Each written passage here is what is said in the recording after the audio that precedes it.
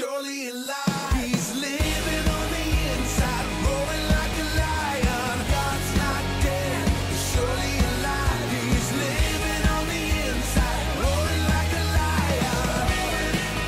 He's roaring like a lion. Let hope arise and make the darkness hide. My faith is dead, I need a resurrection somehow. No, I'm lost in your freedom. And this world I'll overcome. My God's not dead, he's surely alive. He's living on the inside, roaring like a lion. God's not dead, he's surely alive. He's living on the inside, roaring like a lion. He's roaring like a lion. He's roaring.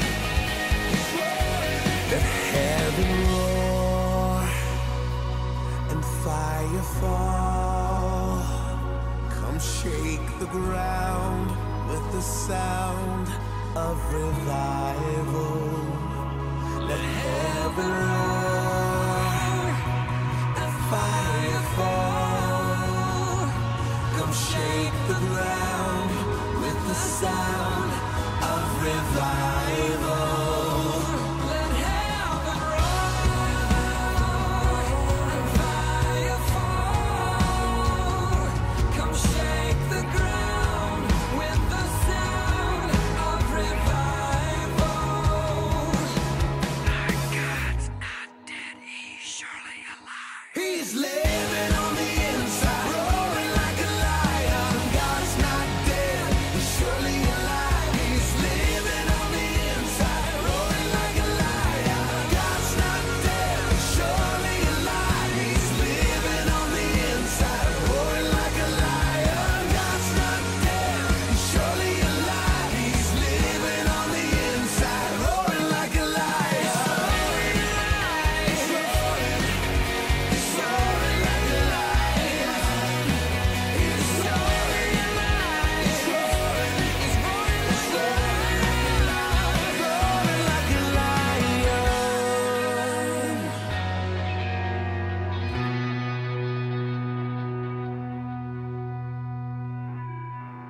like a lion.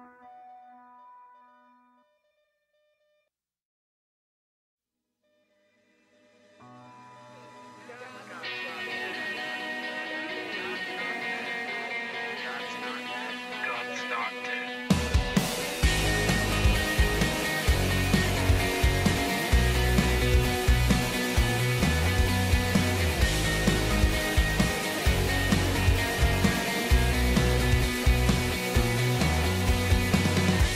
Let love explode and bring the dead to life. A love so bold to see a revolution somehow.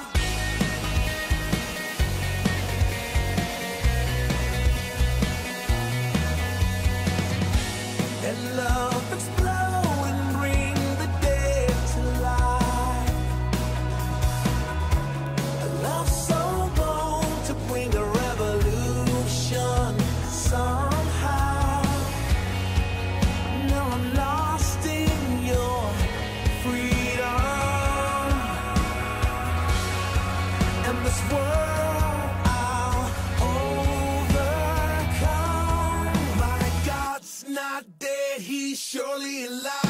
He's living on the inside, roaring like a lion. God's not dead, he's surely alive. He's living on the inside, roaring like a lion.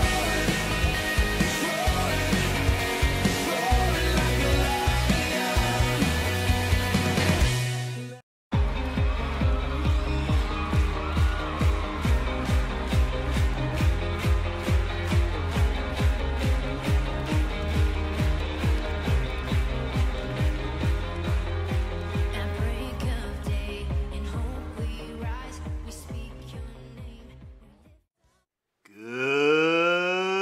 morning and welcome to the King's Report this Friday, August 11, 2017, 8th year of Changi, 6th month, 20th day by the heavenly calendar. I'm your host, Hyung Shon Moon, second king of Changi. Let's go first to our AccuWeather forecast with Tim, the agent elder. Tim. Good morning. It's 62 degrees and clear at Changi this morning. It's a very beautiful morning, and we're getting up to 80 degrees today. No rain in the morning, but there is a possibility of a little bit of rain in the early afternoon at 2, 3, 4 o'clock. So if you have stuff to do outside, probably the morning hours are better, but afternoon shouldn't be so bad either. During the weekend, we'll have a passing thunder showers, and the temperature will be in the 78 to 80 degrees range. And it should be a nice day, nice weekend as well. There we go. There's a new day coming. Yes. In about an hour. 80 degrees. And let's show everybody the We Love Our Somalis Trap remix. Here we go, playing for everybody. I've had enough of these people. They're a bunch of question lovers, hung up and giant tech factories, keeping babies alive, and selling their body parts. All you need to know about these people, I go out and face their skull. They literally come out from under rocks, with green looking skin, and they run around screaming, we love Satan, we want to eat babies. Have them on video.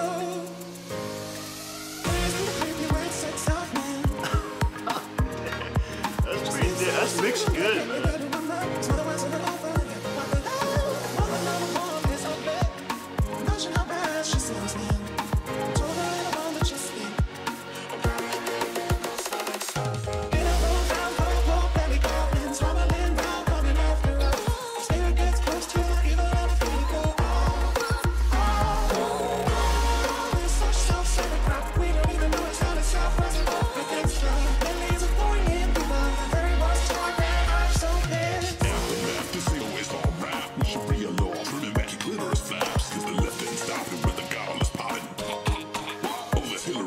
She's a literal vampire, belly gobbling down, chasing after your mama. Let's go give it to you. Subscribe for more. This is the motherfucking info war.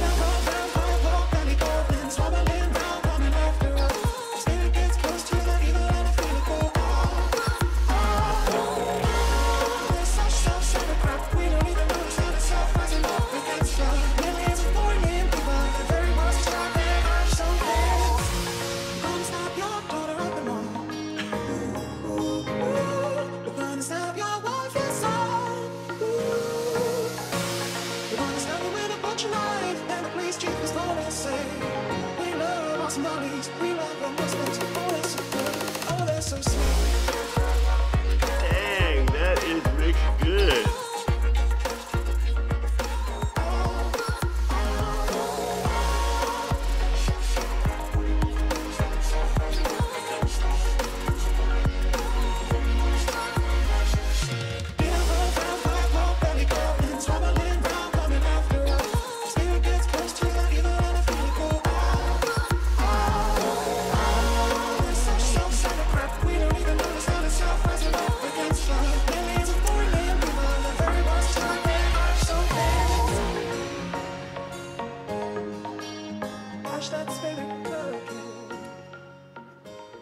And check out Busted Alex Jones caught fidget spinning.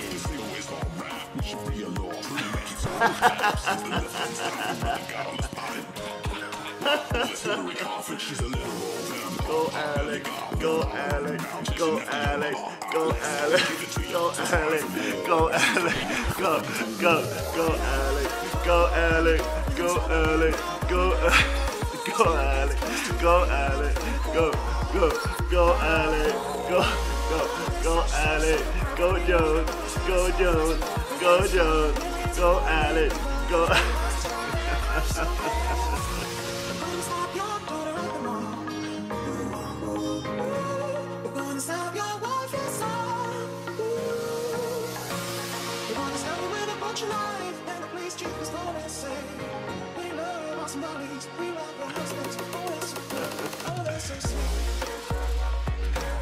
Oh my goodness, that is so funny. That is so hilarious. All right, folks. That is our morning weather broadcast today. Starting with the trap music in the InfoWars folk contest. That actually was mixed incredibly well. Wow, that was really good. The mix of the music was fantastic. We have to play that song and then have Victor, the breakdancing boy. He can do you just get the shiny shoes that glow in the dark at night, and do like flares and windmills on the ground. as which song goes?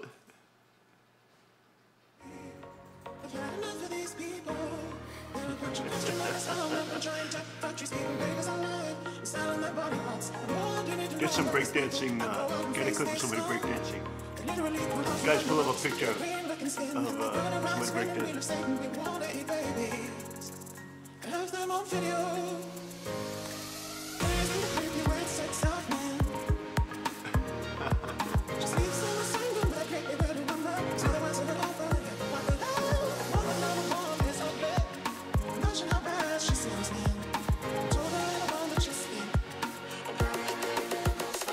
Dang, that is mixed good. That's professionally mixed. Oh my goodness, that is really good.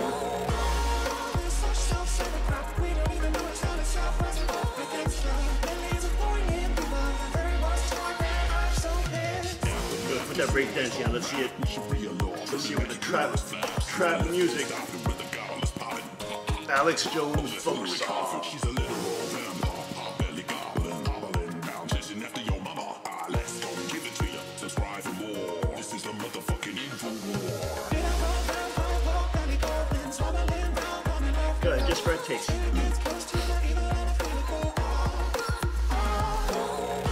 Gotta put that up.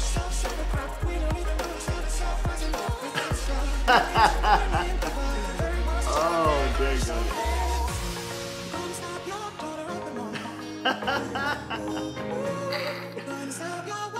Oh my gosh, that's so funny.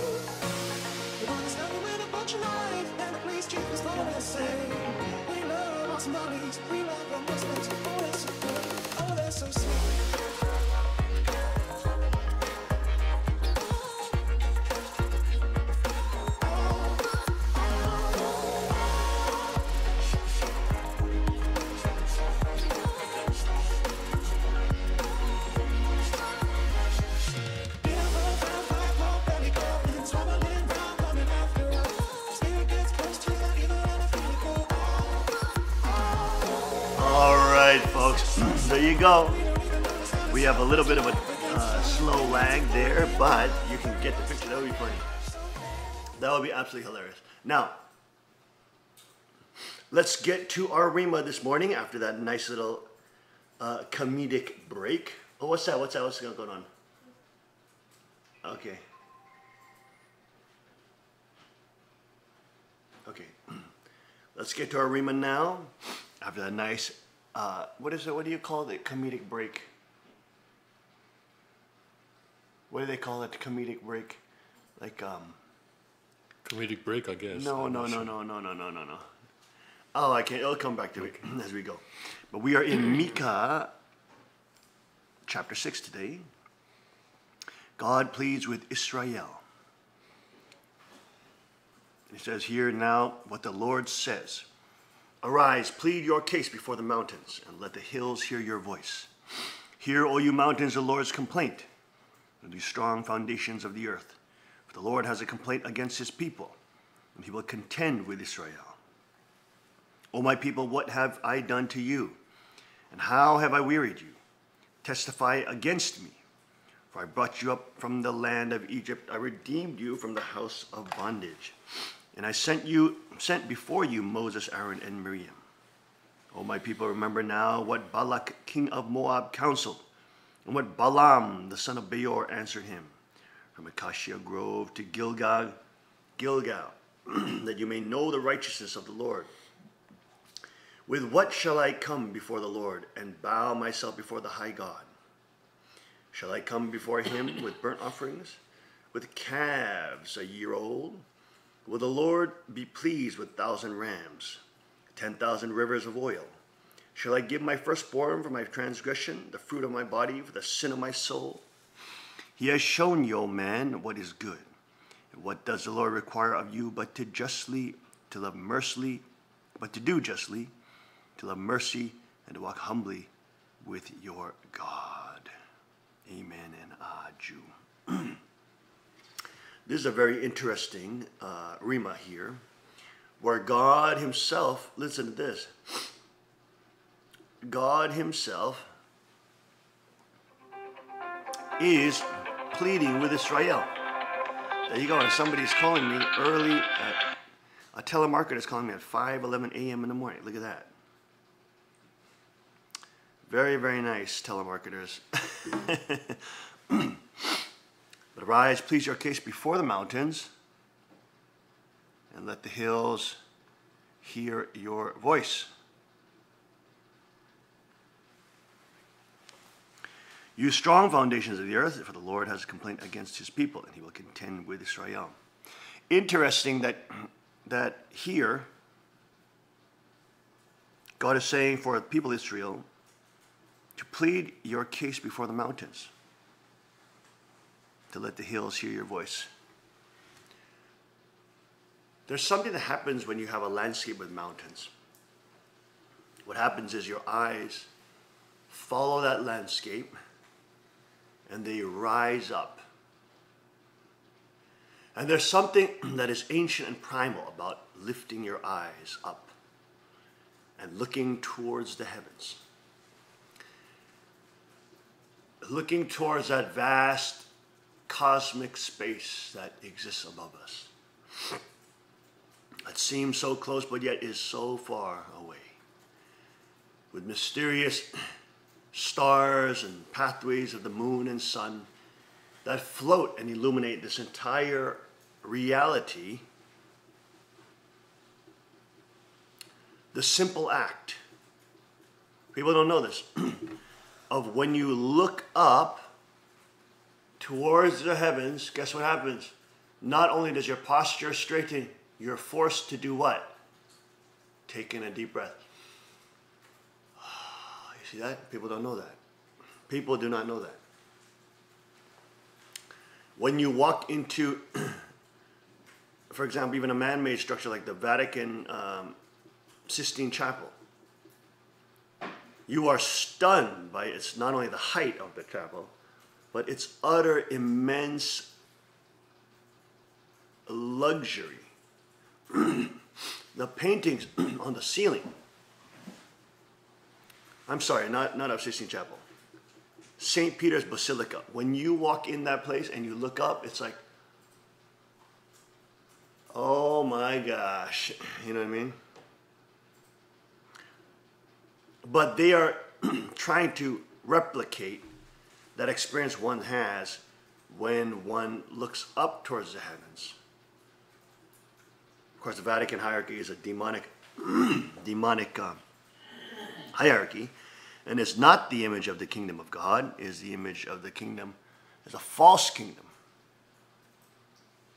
But the point is that it's interesting that God says, arise and plead your case before the mountains.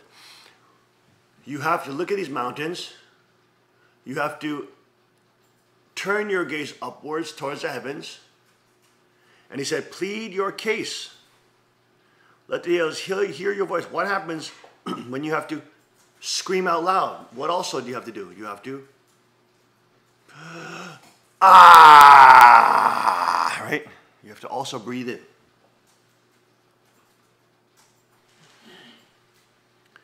So not only are you looking up towards the heavens and pleading your case to the high mountains, you also have to open your mouth.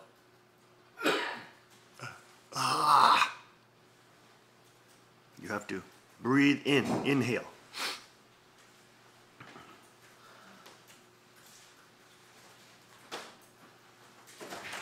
God asks, "O my people, what have I done to you, and how have I wearied you? Testify against me. Tell me why you are turning from me and becoming imprisoned by secular multiculturalism. Tell me why you leave me when I was faithful to you. Tell me why your new generations worship Baal and do idol worship and kill your children. Why do you do such things?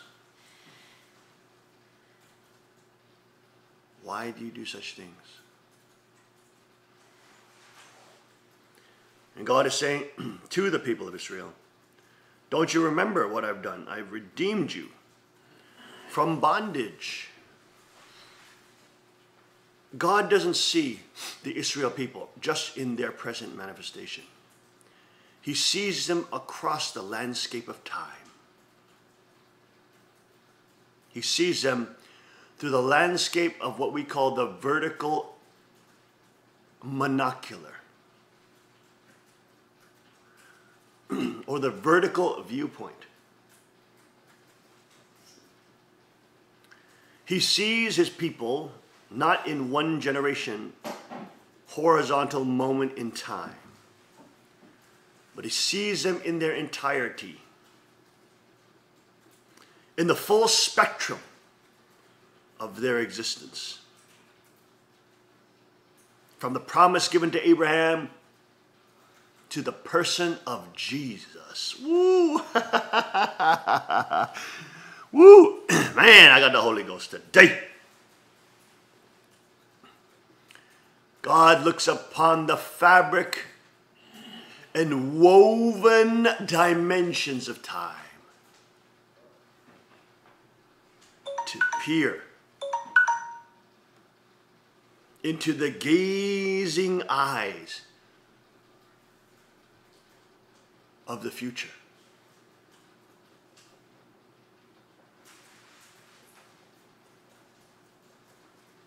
God asks them, why have you forgotten me? What have I done?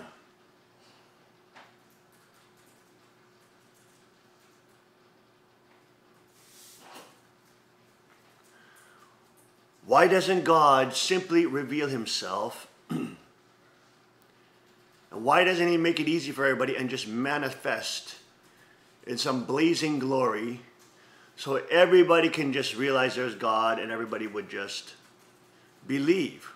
Well, I'll tell you why he doesn't do it. It's pretty easy. He doesn't want robots. He doesn't want people that are just terrified of him. He doesn't want people that worship him and love him because he's powerful, based on his power.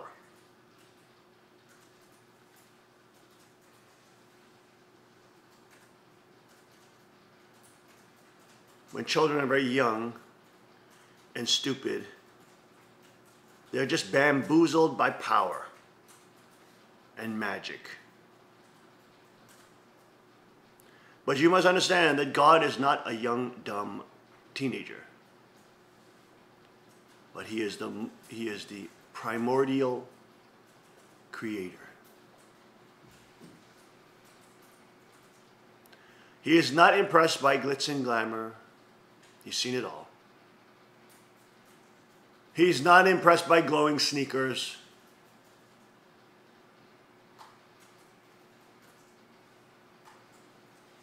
He stretches beyond all time and all horizonscapes of reality.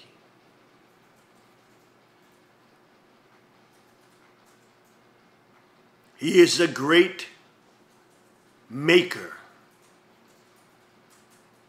who has layered and stratified each moment of time.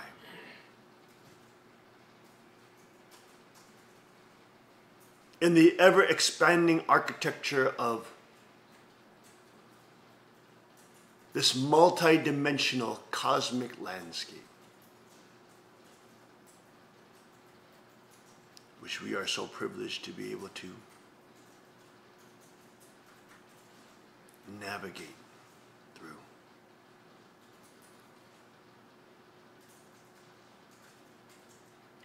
God calls them to these massive mounds and say, lift your voice and tell me why you have forgotten me. For I give you life, sustain you, and one day will make you perish. not so that you'll be snuffed out like a candle flame, so that you will transcend this earthly plane and live with me forever. God desires not automated machines that digitally state to him, I love you, I love you, I love you, I love you, I love you, I love you, I love you, I love you, I love you, I love you, I love you, I love you, I love. You can see how boring and monotonous and how empty that would be.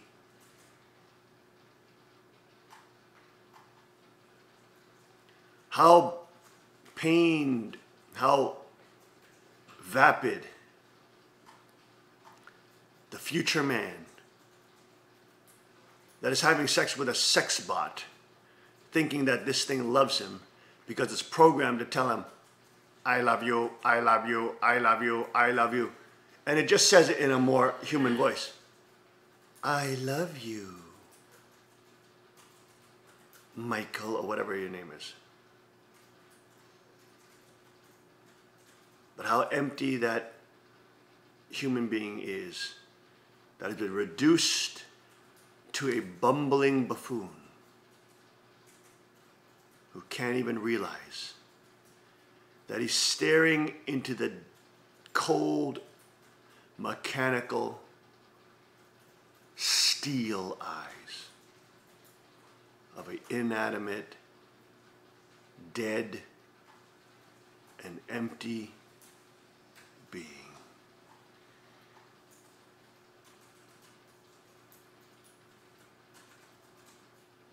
Thinking that he's connecting with this sex bot because he can ejaculate into it. What a pathetic human being that has lost any touch of his soul.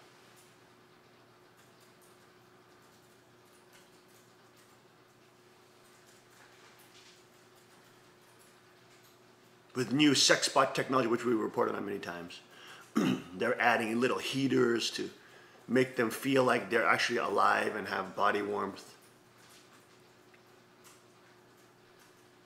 All the technological advances, they're having brothels now with sex bots in Europe, and it is a growing trend. You can see how humanity is degrading. Technology is a double-edged sword, which bamboozles us, creates illusions around us, thinking that we are more comfortable and everything's made convenient. But you lose your soul. You become like that which you are surrounded and automated by. You become empty, soulless, heartless, and lifeless. You become one that is rejecting God because of the surroundings, the trappings of man. The shiny smart devices that promise you happiness.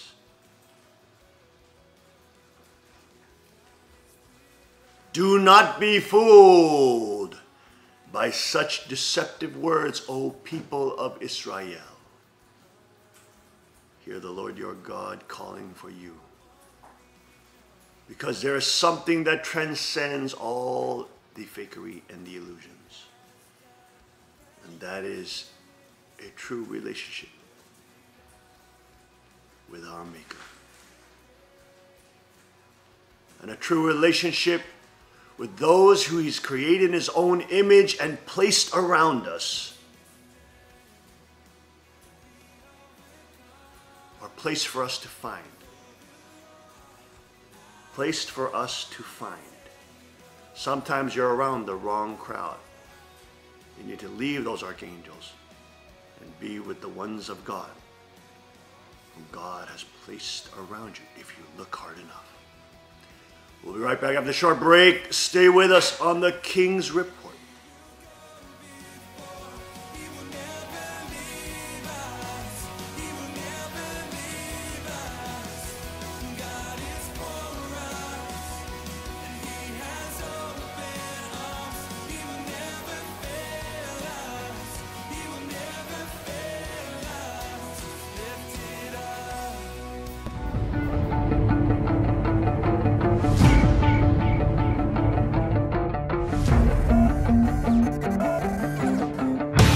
I'm down here at the range today. I just learned a new technique from the father of the .44 Magnum, Elmer Keith, which is called shooting out of the notch, which allows you to make really long distance shots and still have an extremely precise sight picture. So I brought my CW9 car down, and with this little gun, we're gonna shoot this little munchkin at 200 yards up in the hills, applying this technique, and hopefully we'll make the shot. To apply this technique, instead of using the blade of the front sight lined up with the top of the rear sight, I'm going to take the dot of the front sight and raise it up so that it's out of the notch, but I'm still going to keep the front sight on my target. Bringing that front sight up like that is going to compensate for the bullet drop over that excessively long distance with just this little gun. So if applied right, we should be making contact. Let's see how it goes.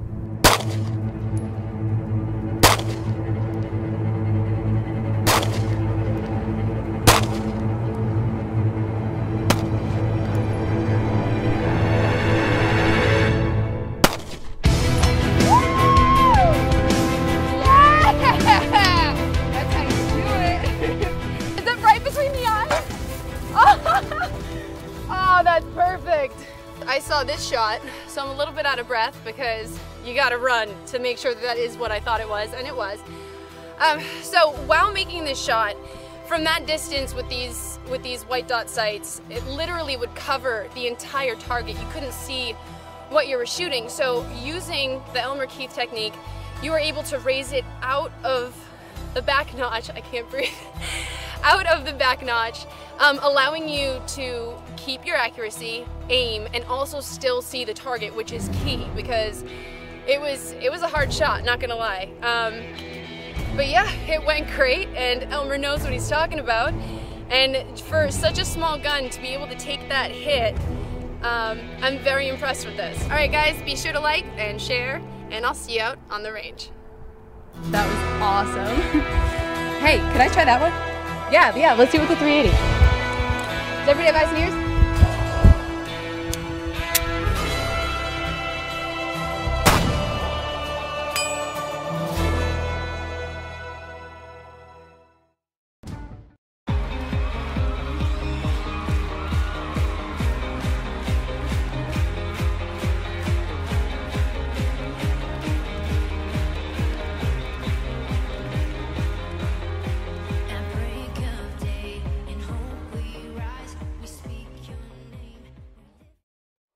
We are back. Welcome back to the King's Report this Friday, August 11, 2017. We're just looking at that wonderful Car Arms commercial with Amy Grant. What's her name? Amy Grant? Amy something. Anyways, a great ambassador for the gun community for ladies and girls. A real role model. She's an actual model and also a Bellator MMA ring girl, but also a professional shooter. And we were just talking there in break that, you know, a girl like that, she should be way more active in the gun community in promoting gun rights, which she does her own part. But this is generally the problem with conservative girls, is because they have the principle of conservatism and modesty, they're generally more modest. You know, which is obviously that's not a bad thing. It's not bad. But the point is, they don't understand that there's a cultural war going on. And if they're blessed with beauty and they have their attractiveness and they're fit, they have to understand that there's lives at stake. Young people are so brainwashed nowadays that they are only attracted to people that are fit and beautiful and things like that, and they will listen to their philosophies. So it's absolutely critical that conservative women are beautiful. They have Hollywood hair and makeup and stuff like that. They do those, quote, things of the media so that people can give them a chance to actually speak and give their ideas. I mean, I think she posted one time on her Twitter page or something like that. She wore a beautiful dress and then she showed how she concealed her gun. But I mean, she could blow up on the internet and Instagram with high quality pictures of her, basically modeling, but showing different ways she's carrying her firearm. And then she can inspire a whole generation of younger girls to say, "Oh man, I want to be like her." It's not bad. There are super pretty, super cool conservative women. You know what I mean?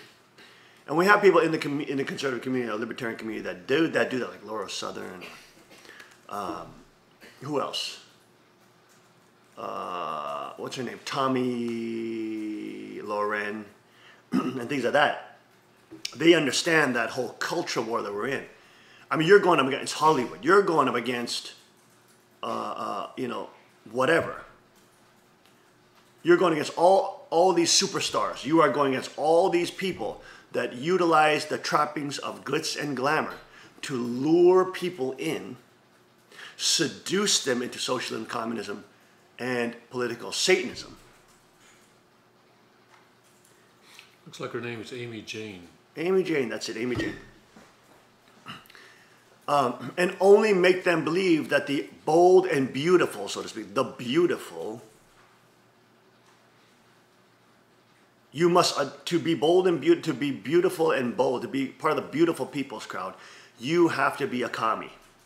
You have to worship Brad Pitt and Angelina Jolie, who are commies. You have to worship the UN. You have to bow down to Obama.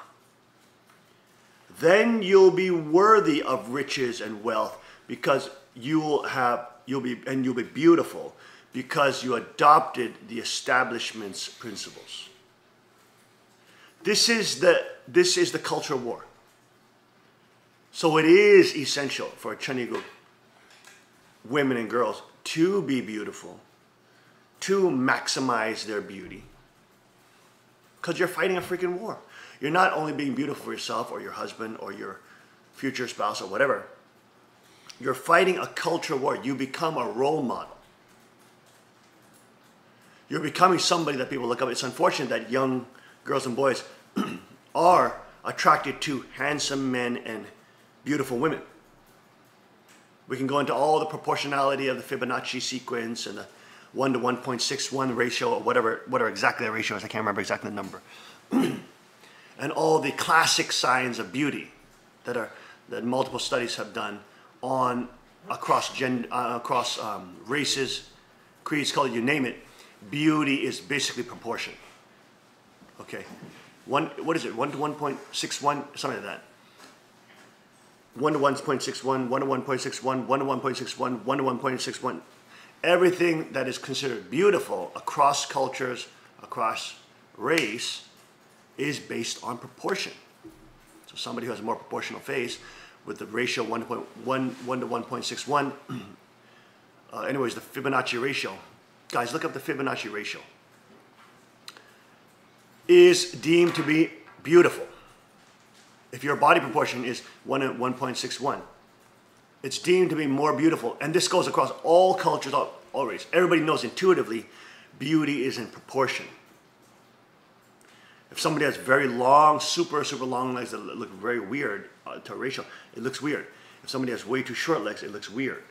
If somebody has a way too big gap between their nose and their mouth is down here, it looks strange. If people have way too wide eyes, it looks weird, right? Because the sequence of the ratio, that's Fibonacci spiral. Look at the Fibonacci ratio. 1.6180338989. Oh my gosh, so it is 1.161. 61, yes, you're right. Well, It is one. My rounded memory serves me correct. rounding up to 62, but 1 to 1.61. Okay. yes, Is the ratio. 1.6180338989. Oh, okay. So 1.62, let's say.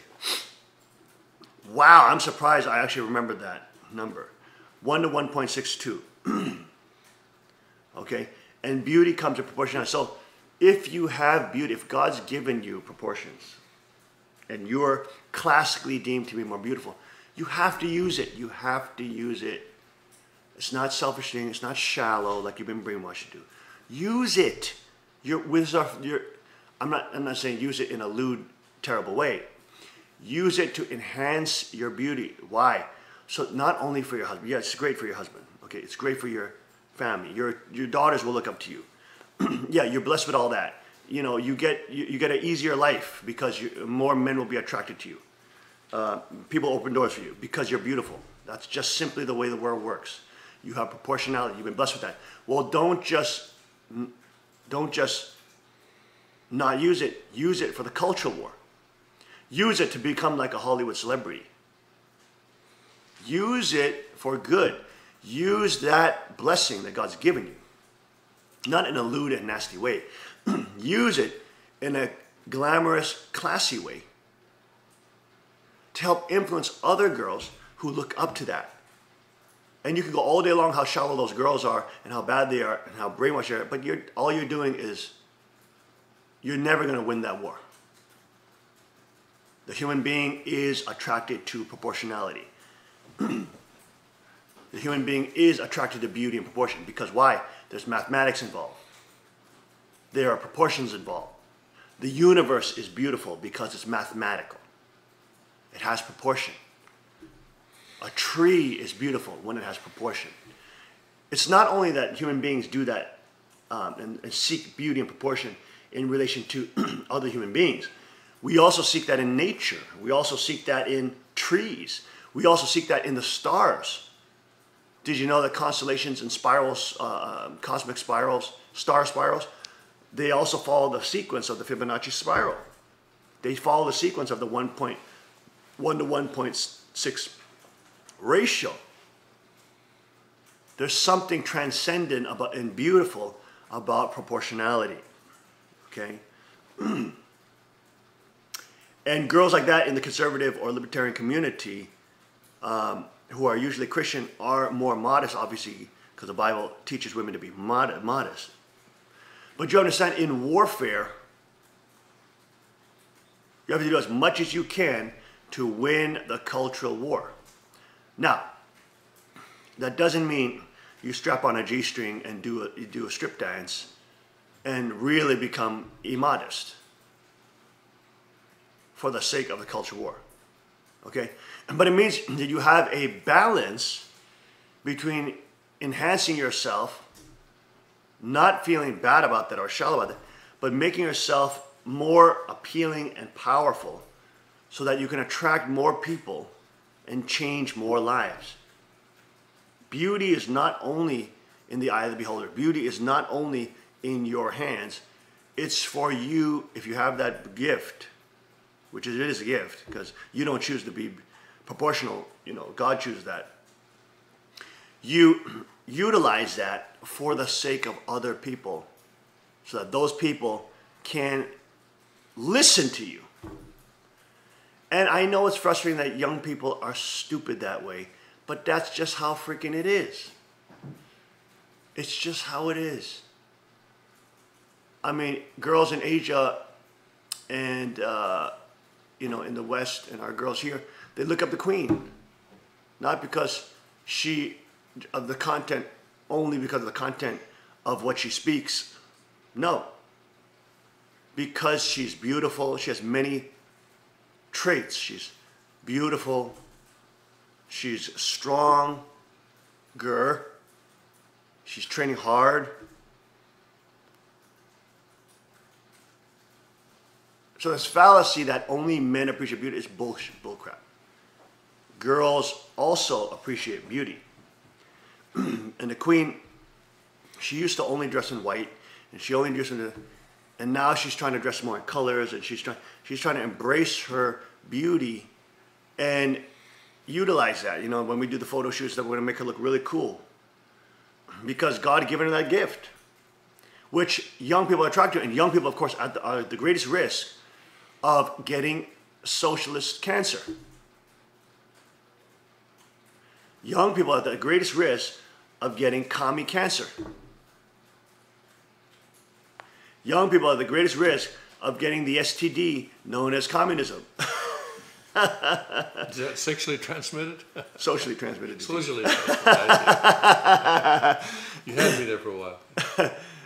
Young people are the greatest risk of being brainwashed by political correctness and being lulled into political Satanism.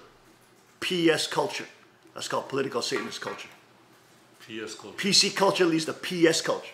I got it. Boom, boom. Blowing it up on a King Report this morning. PC to PS. So, when you amplify yourself and be glamorous, you're not doing it for yourself. You're not being shallow. You're not being, that's just you're brainwashed. You have to utilize whatever advantage you have against the enemy. You utilize every advantage you have against the enemy enhances the entire civilization. It helps save lives from STDs. Right? Socially transmitted diseases. Yes, socially transmitted. Help prevent STDs.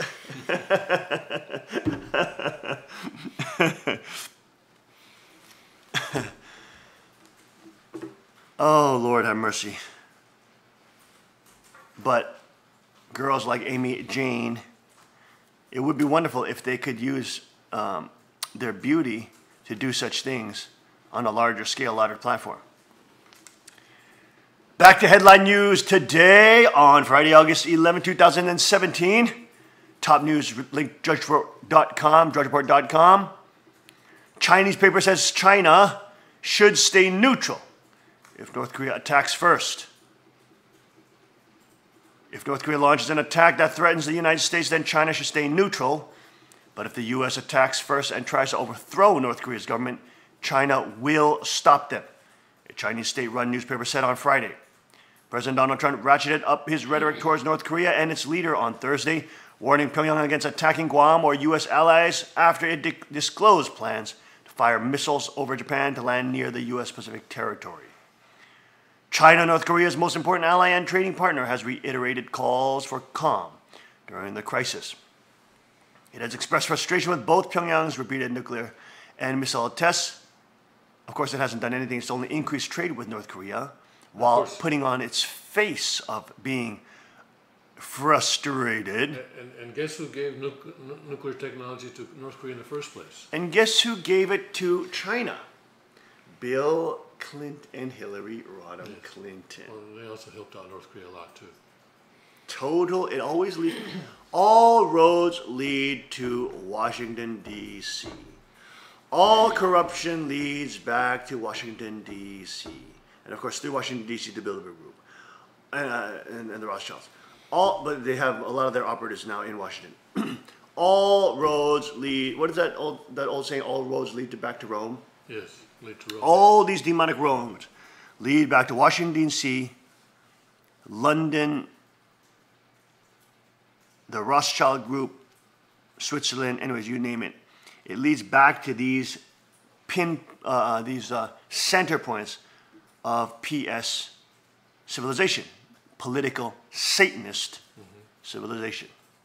The widely read state-run Global Times, published by the ruling Communist Party's official People's Daily, wrote in an editorial that Beijing is not able to persuade either Washington or Pyongyang to back down. It needs to make clear its stance to all sides and make them understand that when their actions jeopardize China's interests, China will respond with a firm hand, said the paper, which does not represent government policy. Well, I don't know about that. China should also make clear, well, if it doesn't represent government policy, it wouldn't be in business, would it, in China? China should also make clear that if North Korea launches missiles that threaten U.S. soil first and the U.S. retaliates, China will stay neutral. If the U.S. and South Korea carry out strikes and try to overthrow the North Korean regime and change the political pattern of the Korean Peninsula, China will prevent them from doing so. China has long worried about that any conflict on the Korean Peninsula or a repeat of the 50 to 53 Korean War would unleash a wave of destabilizing refugees into its northeast. could end up with a reunified country allied with the United States. That's right. North Korea is a useful buffer state for China between it and U.S. forces based in South Korea, and also across the Sea of Japan. The Global Times said China will firmly resist any side which wants to change the status quo of the area where China's interests are concerned. So do it. Go in there. China, go there. Korean Peninsula is where the strategic interests of all sides converge, and no side should try to be the absolute dominator of the region. There you go.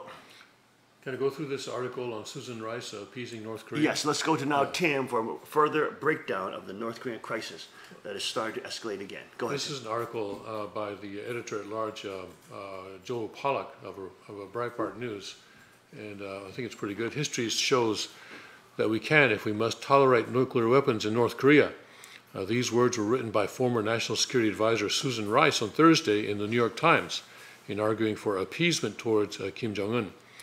It was also the perfect symbol of everything that was wrong with Barack Obama's feckless foreign policy, and explains why the world that President Donald Trump inherited is so dangerous and unstable.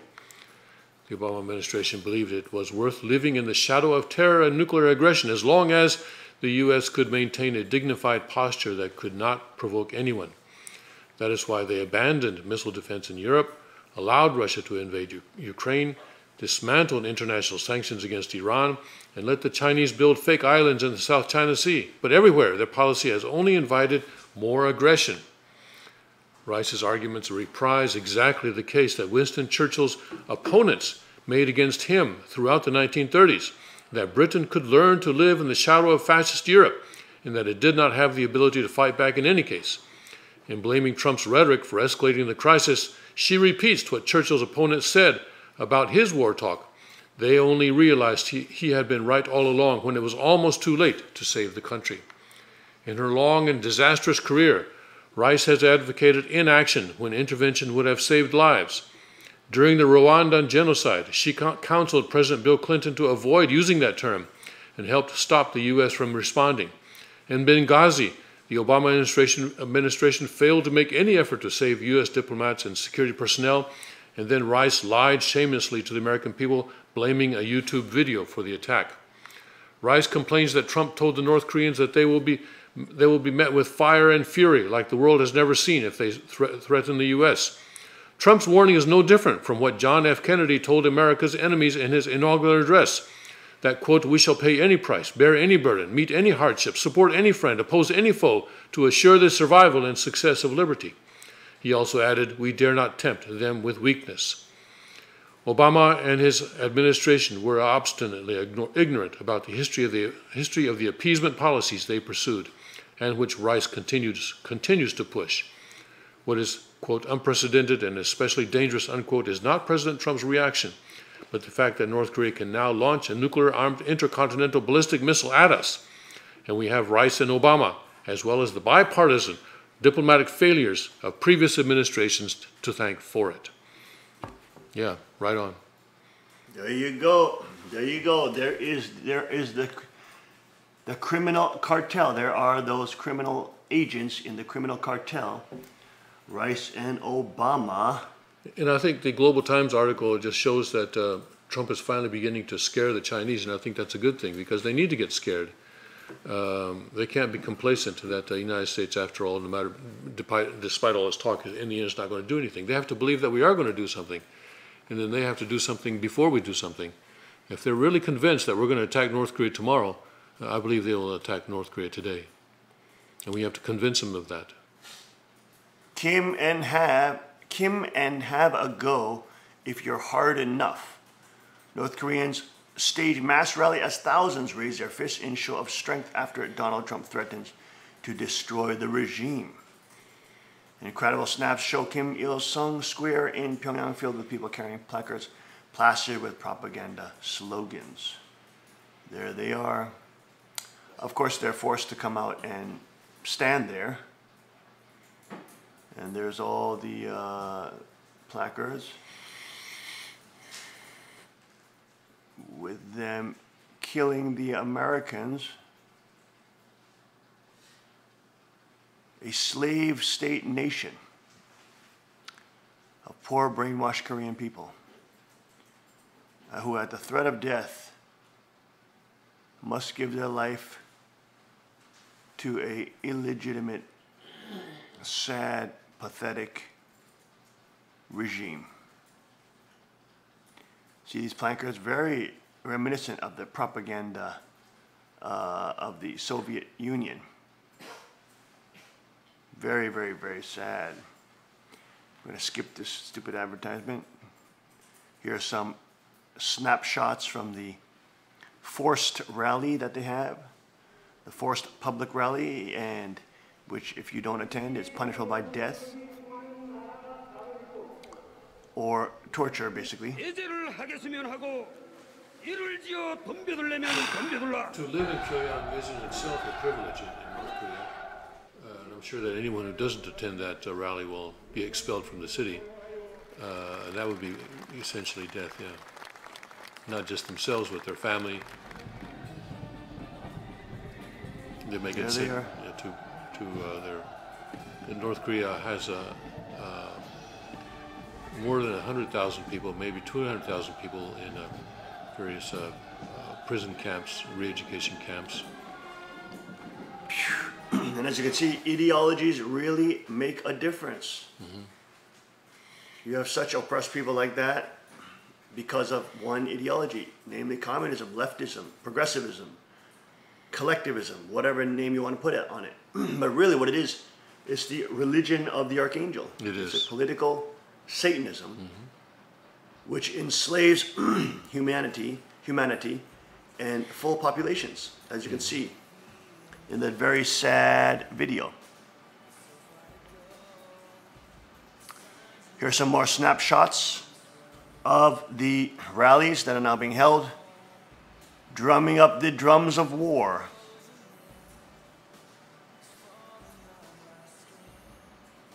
Intense times, folks, that we are living in. Stay with us. We'll be right back after this short break. The King's Report.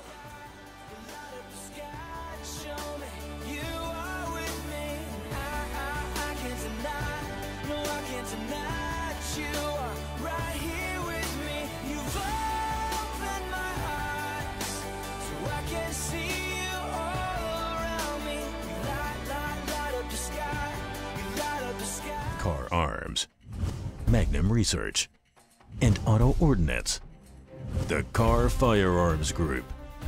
With a diverse product line that blends American craftsmanship with cutting-edge technology. It's no secret why gun enthusiasts choose Car Firearms Group. From the Desert Eagle and Baby Desert Eagle made famous by Hollywood. The history of the 1911 and the Tommy gun. To the best in compact concealed carry. Car Firearms Group is not only the first name in personal defense, it's a name that has earned the respect of gun enthusiasts around the world. Concealment, innovative technology, value, accuracy, and history. Car Firearms Group. Made in the USA. Visit car.com today.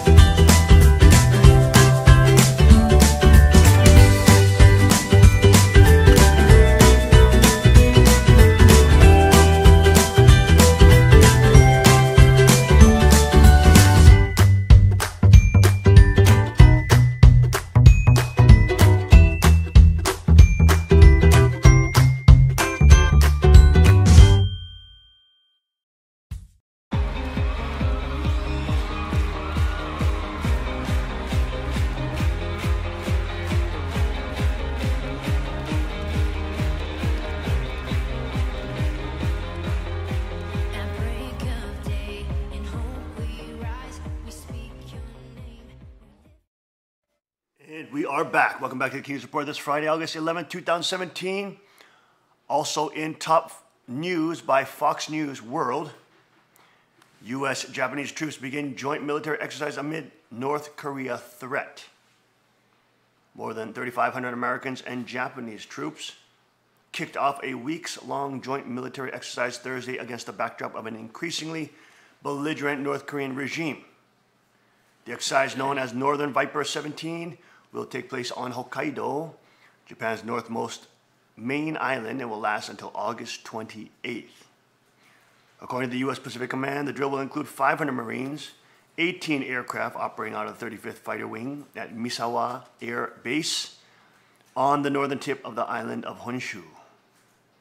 We are improving our readiness not only in the air, but as a logistical support team, Colonel R. Scott Job, the 35th Fighter Wing commander, said in a statement, "We are in a prime location for contingency purposes, and this exercise will only build upon our readiness in the case of a real-world scenario occurs." The exercise began hours after Japan's defense minister said the Japanese military could shoot down North Korean intercontinental ballistic missiles before they reached the U.S. territory of Guam. Itsunori Onodera told Japan's parliament, or Diet, that North Korean attack against Guam would be considered an existential threat to the country and give Japan the right to activate its Aegis destroyer missile defense system. Japan lies only 620 miles to the east of North Korea, which has conducted numerous missile tests this year. Most of the weapons have landed in the Sea of Japan. Misawa Air Base was originally put in that location, I think, because of the threat of the Soviet Union. And even though that's now gone, we have the threat from North Korea, and it's still in the right place. It's very fortuitous. So as you can see, more escalation in the Far East. And of course, an increasingly more unstable and belligerent North Korea.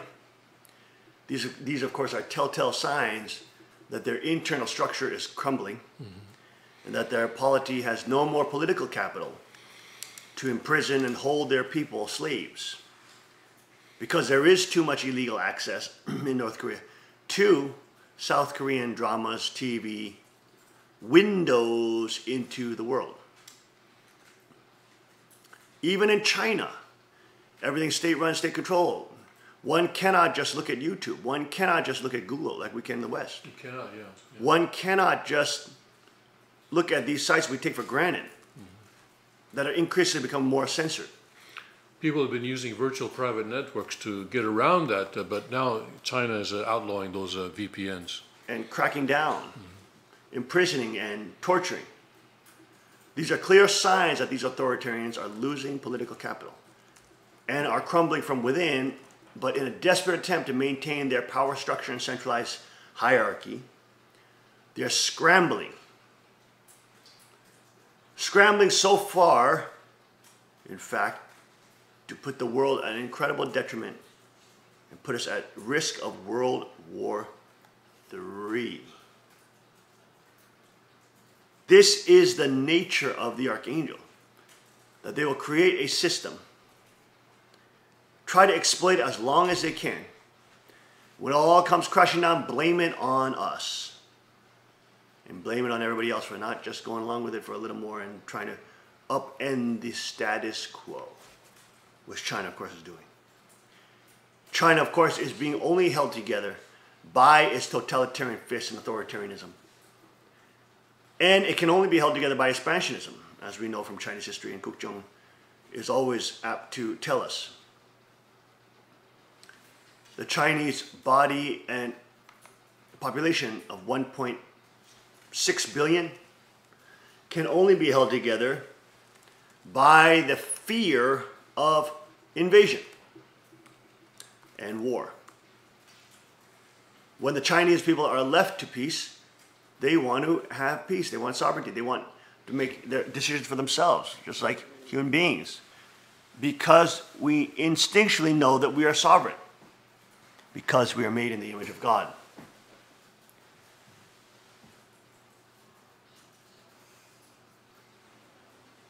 We instinctually know that we are more than slaves and cash crops.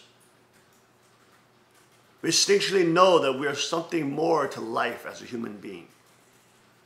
that transcends our existence. It goes beyond the realm of earthly value to eternal value. And it's not because we're great or because we're flawless or perfect, but it's because God's perfect love made us in his image. We didn't deserve that. We didn't earn it. We didn't work for it. We didn't manifest it. We were given it. But every man, woman, and child yearns to be free, to have self-determination, to fulfill the hierarchy of needs, and then to transcend. To find our ultimate value, which can only be found in our Creator. Because in the end, we're not the ones who give each other rights, because then we can take them all away. It has to come from a transcendental source. And it can't be just transcendental to heaven, which is impersonal and indirect, because that's not some place from which personal rights can come. Personal rights can only be granted by a person that is transcendental and great. And of course, a person is defined as one with an intelligent mind and the ability to choose, to have the choice of election, so to speak, or the ability to choose when and where to create time and space, for example. The element of free will has to be there for a person to exist. And of course, consciousness. But in the end, consciousness is not enough. I mean, different stages of animals have different levels of consciousness. Consciousness is not what makes us human, although many Chittamatra traditions and mind-only traditions and materialist traditions try to say it's consciousness that gives us value. But in the end, it's not consciousness that defines a human being. It's not consciousness and awareness that is allowed, that gives us personhood. But in the end, it is one of the key aspects of personhood is the ability to be able to self-determine, to have free will and to choose, to have the power of election. And I'm not talking about political elections, I'm talking about the power of choice. It is a critical aspect, what it means to be a person. And all the tyrants and oligarchs create a scenario where we have no choice. And we are funneled like cattle, ready for the slaughter, into the PC cult correctness, religion really, of worshiping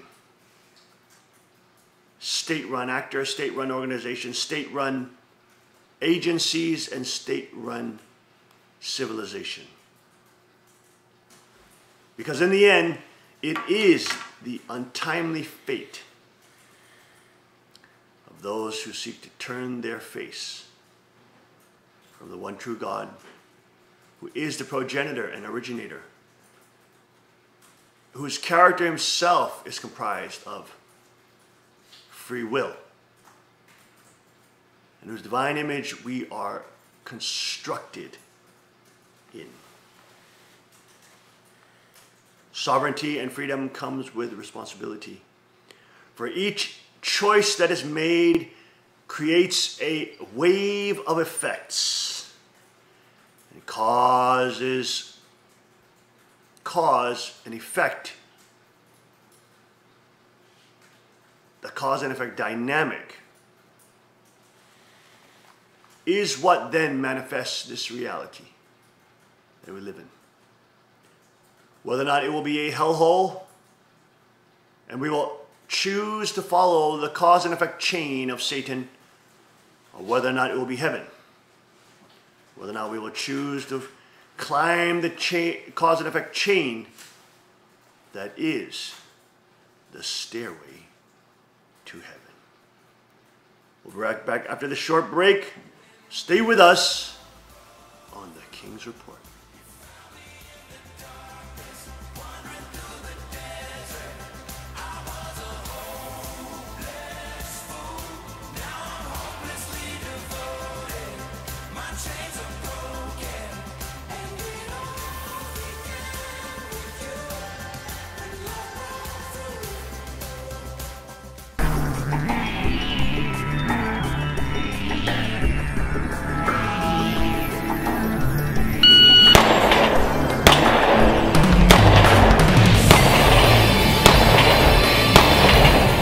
.58.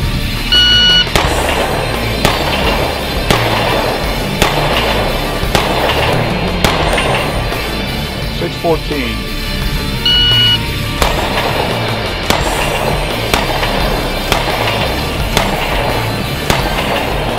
6:46.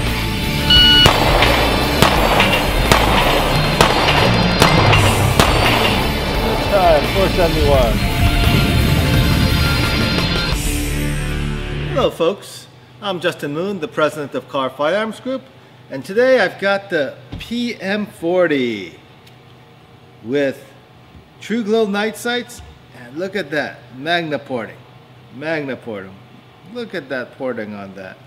This is our standard PM40 with the day sights, but now this model with the Magna porting and the True Glow night sights.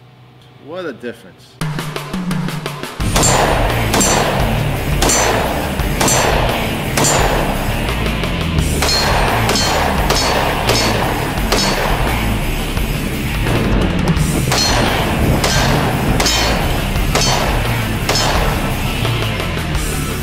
The .40 caliber PMs have a reputation for being quite a bit of a kicker. They do kick a lot. And so we put the Magna porting on these PM40s, and boy, what a difference does that make. It really makes this PM40 shoot a lot softer, reduces the muzzle flip, the recoil comes straight back into you, and becomes a very manageable pistol.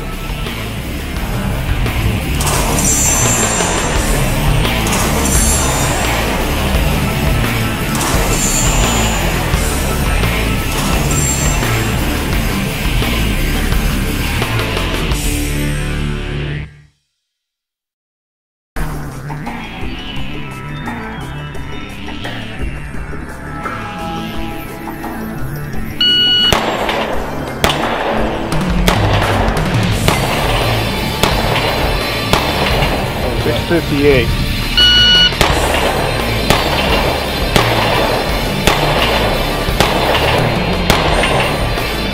6:14.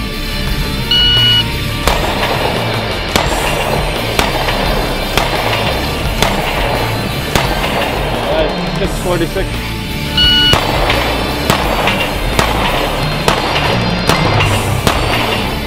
Time 4:71. Hello folks, I'm Justin Moon, the president of Carr Firearms Group, and today I've got the PM40 with True Glow night sights, and look at that, Magna porting. Look at that porting on that. This is our standard PM40 with the day sights, but now this model with the Magna porting and the True Glow night sights. What a difference.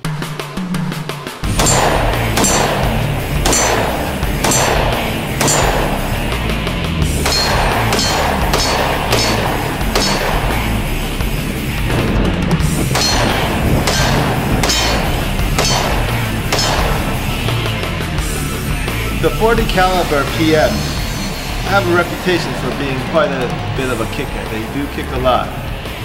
And so we put the Magna porting on these PM40s, and boy, what a difference does that make.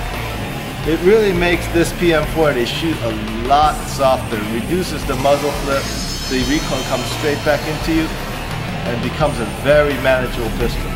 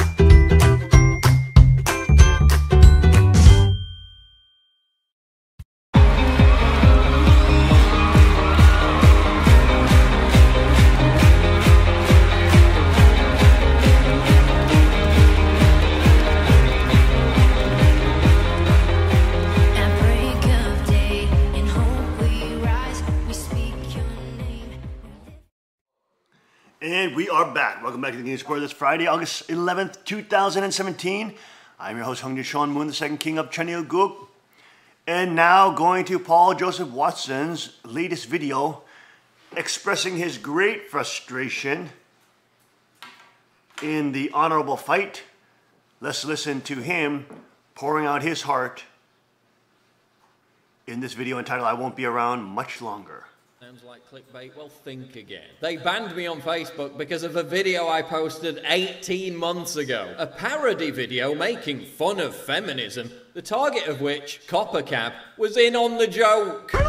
Making fun of feminism is now a bannable offence on Facebook. Remember, this is the guy who wants to be a cult leader and the President of the United States. People being banned on Patreon for having the wrong opinions. People being fired by Google for pointing out scientific facts. Google insiders admitting they game the algorithm to bury search results. And YouTube. Oh, let me tell you about YouTube. 1 week after they empowered the ADL to police hate speech on YouTube, 1 week after I warned they would use this to target us, mass flagging and mass demonetization of pro-Trump accounts across the board. Some people saying 95% of their videos have been affected. Diamond and Silk talking about bringing a class action lawsuit against Google. I just looked and YouTube has literally demonetized every single video I ever made about Islam. They even demonetized a video of me criticizing modern art. Whistleblowers have confirmed our videos are being hidden from the recommended list. YouTubers who aren't even right-wing, people like The Amazing Atheist, losing hundreds of subscribers every time they upload a video. The message is clear.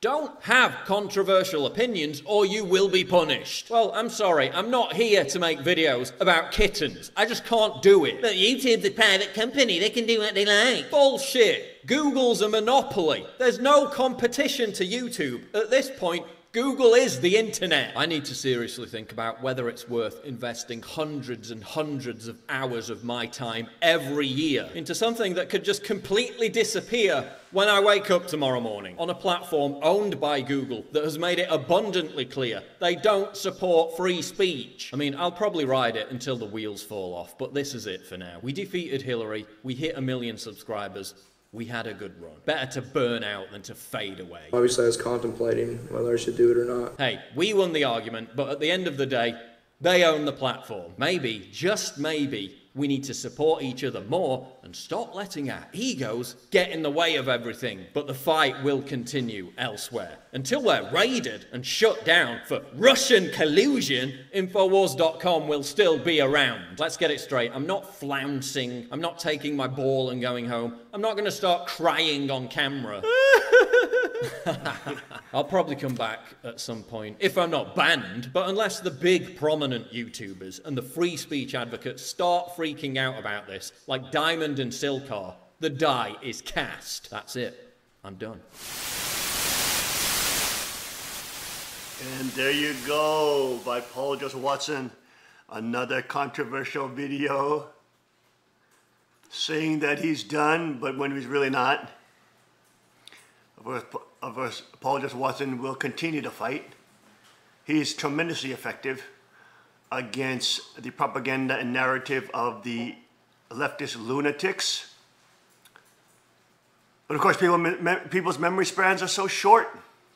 He has to produce these on like a every 3-day basis just to keep people in tune, because the propaganda is so overwhelming. The narrative is so overwhelming. It's like getting sucked back in the Matrix. Is just so tasty. It's so tasty. All my troubles go away. I go and just plug back into political correctness and back in the Matrix and not think of all these things. Turn off the critical mind. Go to bed, little baby. Plug right back in. Become the little energy source that we want you to be. Come now, come now. And there's always a lure, there's always a pull to just say, why am I fighting like this? Why do I have to rant and rave like this? Why do I have to expel all this energy? Why can't we just live quietly? This is a problem with the Patriot movement. This is a problem. We burn out and we want to give up.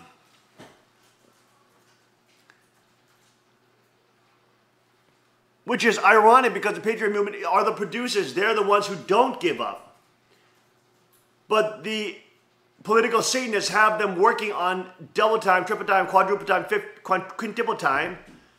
So as human beings, they just start getting worn out. Not only do you have to fight this demonic political system, not only do you have to fight this entire centralized monopoly, not only do you have to compete against monopolies, not only do you have to try to stay alive and put food on their table, not only do they have to get half their wealth taken from them by the centralized forces, who then use it to do narratives and propaganda against them and destroy their children, they have to, on top of all that, keep purpose, keep motivated, keep enthusiastic, all this. It's very hard. So we understand when Paul George Washington is frustrated and places videos like that, we have empathy. We are a community of people, not machines. We stand up against the machines, against the class that's trying to automate everything. We are just normal people that are trying to do our part to stand up. And yes, sometimes it gets tiring. And yes, sometimes it gets taxing. And yes, sometimes you don't want to do your pull-ups. And yes, sometimes you don't want to go training. But you do it. Even some training is better than no training. But we understand when people feel burnt out. We understand when they go through the taxing, psychologically burdensome, depressed states, which is part of any real endeavor. In fact, that should be a sign. Paul Joseph Watson, we want to encourage you today. That is just a sign, putting that out into the spiritual atmosphere as he's down on censorship, etc. Humanity will always find a way. The innovation and creativity of free association and freedom will always find a way. We'll always find an alternative as long as we remember our purpose.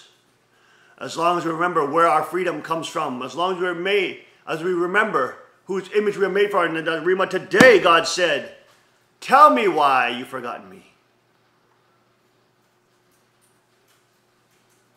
Yes, when we forget God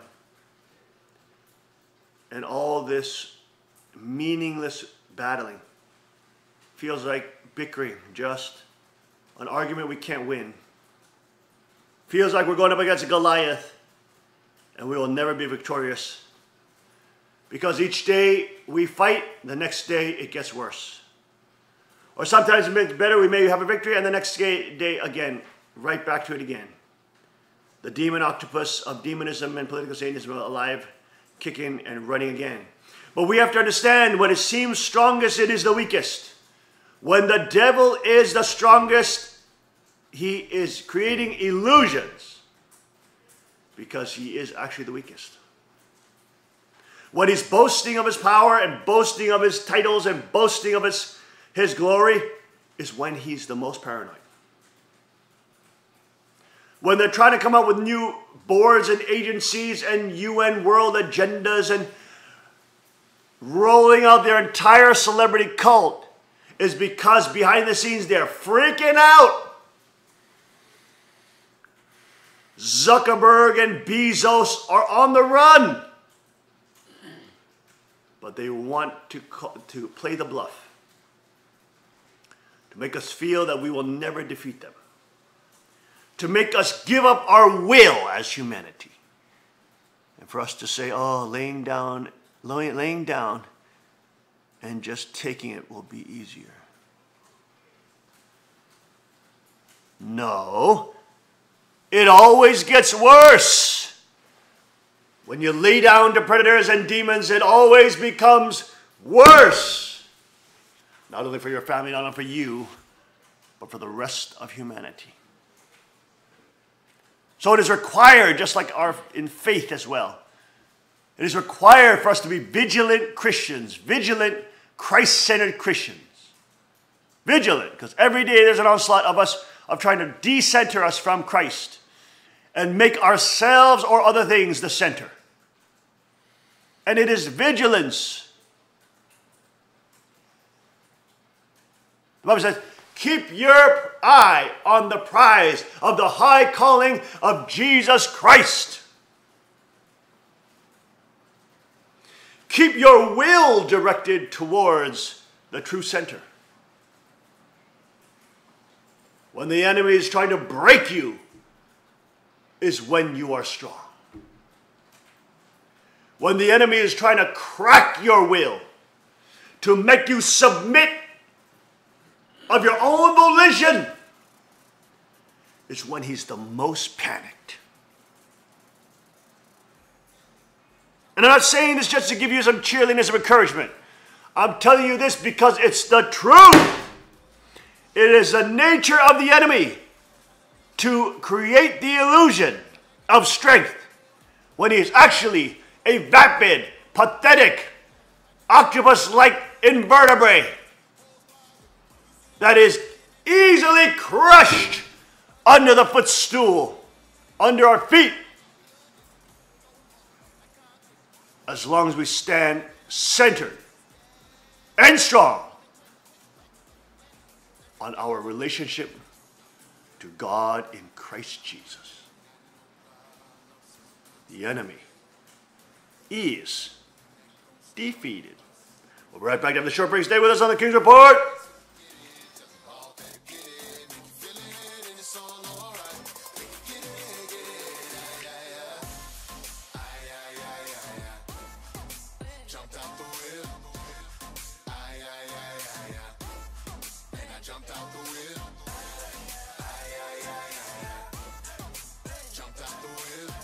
Arms, Magnum Research, and Auto Ordnance. The Carr Firearms Group. With a diverse product line that blends American craftsmanship with cutting-edge technology, it's no secret why gun enthusiasts choose Carr Firearms Group. From the Desert Eagle and Baby Desert Eagle made famous by Hollywood, the history of the 1911 and the Tommy gun, to the best in compact concealed carry. Carr Firearms Group is not only the first name in personal defense, it's a name that has earned the respect of gun enthusiasts around the world. Concealment, innovative technology, value, accuracy, and history. Carr Firearms Group. Made in the USA. Visit carr.com today.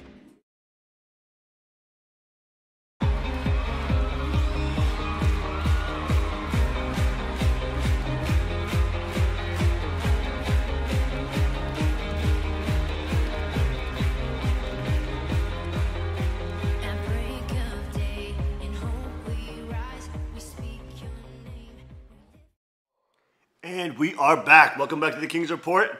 I'm your host, Hung Sean Moon, second king of China. Let's go to another contestant in the Alex Folk Song Contest. We're gonna stab your daughter at the mall. We're gonna stab your daughter at the mall. We're gonna stab your daughter. Comic Relief, that's what it's called. Comic Relief. Comic Relief. Yeah, it's not Comic Break, Comic Relief. We're gonna stab your daughter at the mall. We're gonna stab your daughter at the mall. We're gonna stab your wife. We're gonna stab your son. We're gonna stab your daughter at the mall. We're gonna stab your daughter at the mall. We're gonna stab your daughter at the mall. I'm angry. I've had enough of these people. They're a bunch of Christian murdering scum that run giant death factories, keeping babies alive and selling their body parts. What more do you need to know about these people? I go out and face these scum. They literally crawl out from under rocks. They have green looking scared and run around screaming. We love Satan, we wanna eat babies. I have them on video. Sorrow's a demon. He really is a demon. Gonna stab your daughter at the mall. We're gonna stab your daughter at the mall. It's the jihadis. We're gonna stab your daughter at the mall. I mean, that's the reality now. Europe is not. You can't go to the mall safely now. Stuff, man. She sleeps in the same room with that creepy weirdo woman whose mother wears a hood over her head. What the hell? That woman number one is ugly. Their landscape has completely transformed. Imagine how bad she smells. Multiculturalism is now at its final cracking point. We're gonna stab your daughter at the mall. We're gonna stab your daughter at the mall. A couple decades of fake We're gonna peace, stab your but daughter at the mall. it's coming to We're an end. gonna stab your wife. We're gonna stab your son. Obama and Hillary both Look at smell those like fools, sulfur. man. Little vampire, pot-belly goblins are hobbling around coming after us. My spirit gets close to that evil, and I feel it go.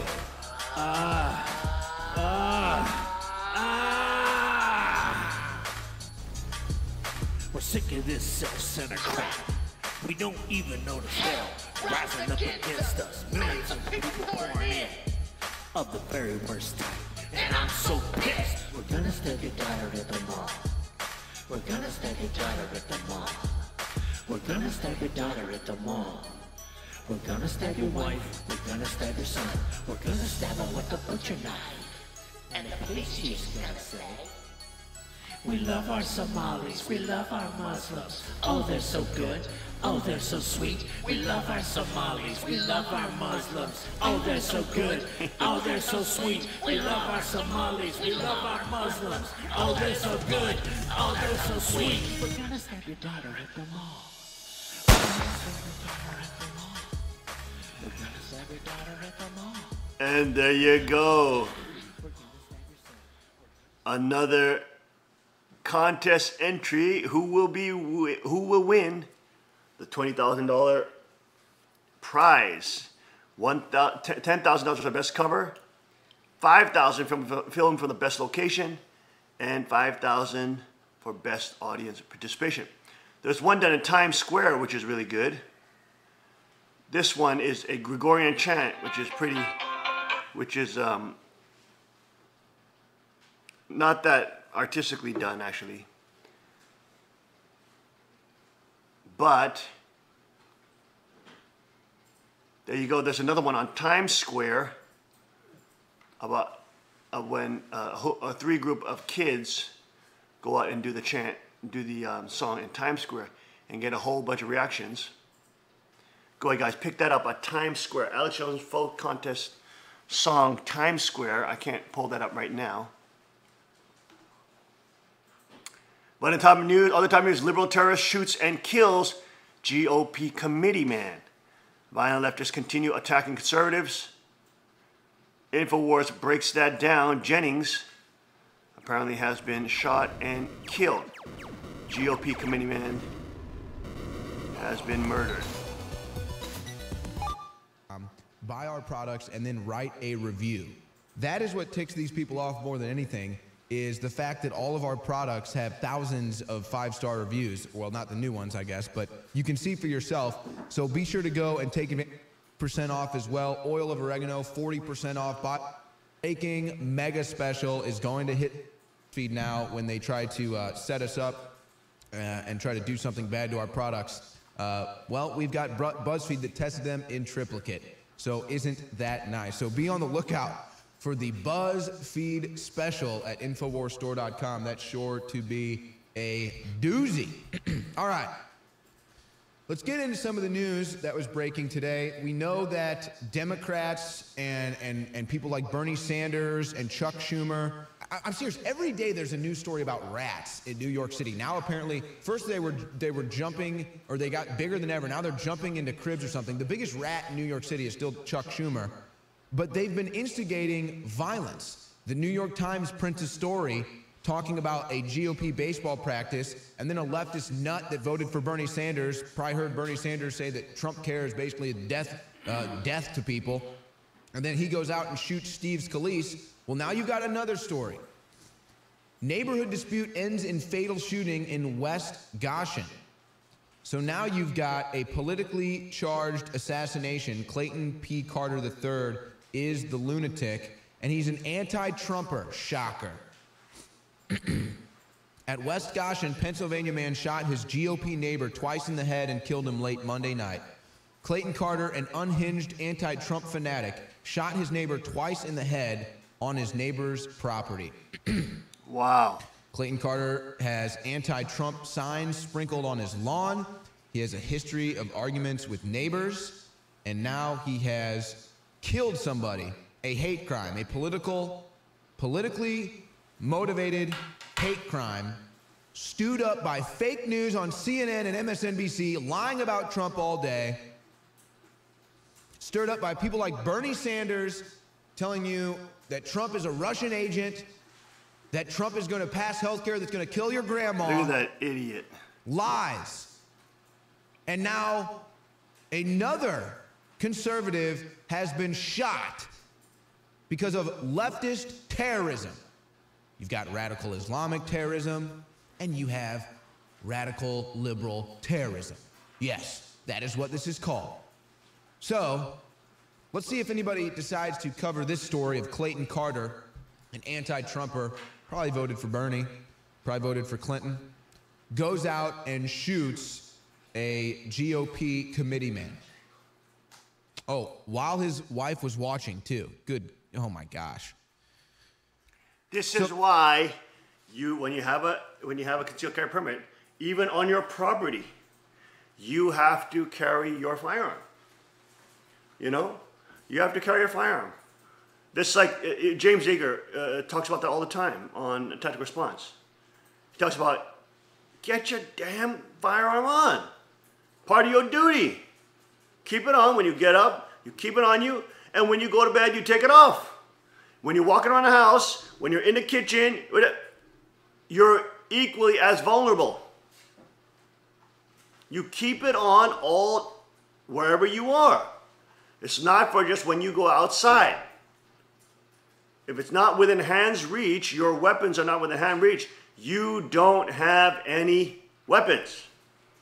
You are effectively disarmed if you have no weapons in your reach. And that's what Yeager is always saying, all the time, is that you keep your weapon and sidearm on you at all times. This man, of course, on his own property, and this unhinged leftist lunatic comes and shoots him in the head twice, murders him, just assassinates him. And he is a GOP committee man, a political official, who is now assassinated by an unhinged leftist lunatic, Bernie supporter, Hillary Clinton supporter, anti-Trumper. It is a religion to them. It's just as fanatic as radical Islam. For them, their whole world is collapsing. For them, their whole universe is collapsing. For them, their whole religion is collapsing. Because Trump is trying to bring sovereignty back to the people. And their religion of statism, their religion of the worship of the state as God, their religion and cult of worshiping these decrepit mafia boss criminals like Hillary Rodham Clinton, Bill Clinton, Obama, and Chuck Schumer. The biggest rats, the most dirty, filthy scumbags on the planet are the cult priests, leaders, gods to worship in the state-run religion of statism.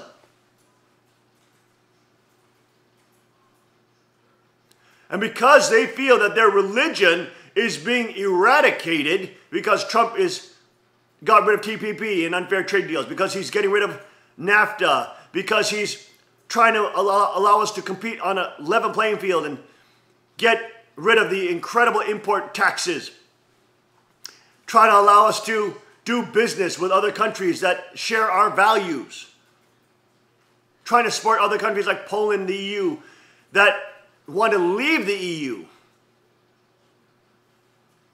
because he's shutting down the border from illegal immigrants from just pouring in, cutting the line of all these legal immigrants who are waiting online to get in.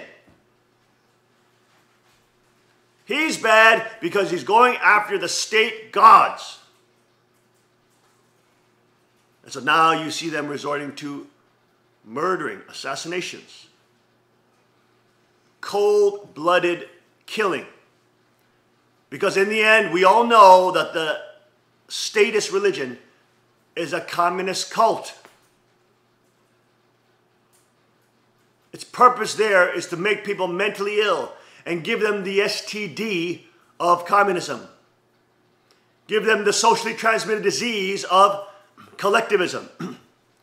Give them the ideologically transmitted disease, which is political Satanism. The godless, Christian-hating civilization that allies with radical Islam and sells us out to, and bankrupts our economy to Saudi Arabia. You're talking about a cult of statism with allies with the most radical jihadi Islam to bring honest, decent people and Christians to their knees so they can gloat over us and mount our head on the wall and say, look what I caught, that's my trophy. We destroyed Christianity. And now nothing stands in our way. And raping children, slitting their throats, and eating them.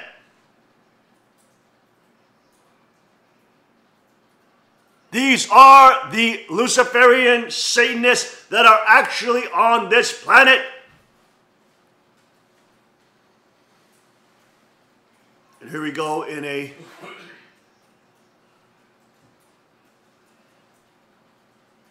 true and traumatic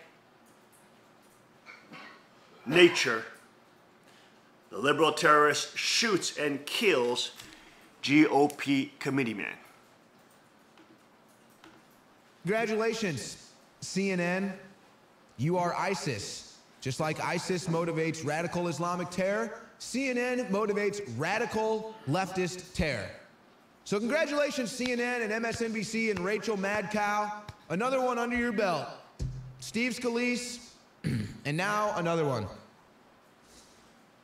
It's really sad. G. Brooks Jennings, 51 years old, a GOP committeeman, shot by a leftist terrorist.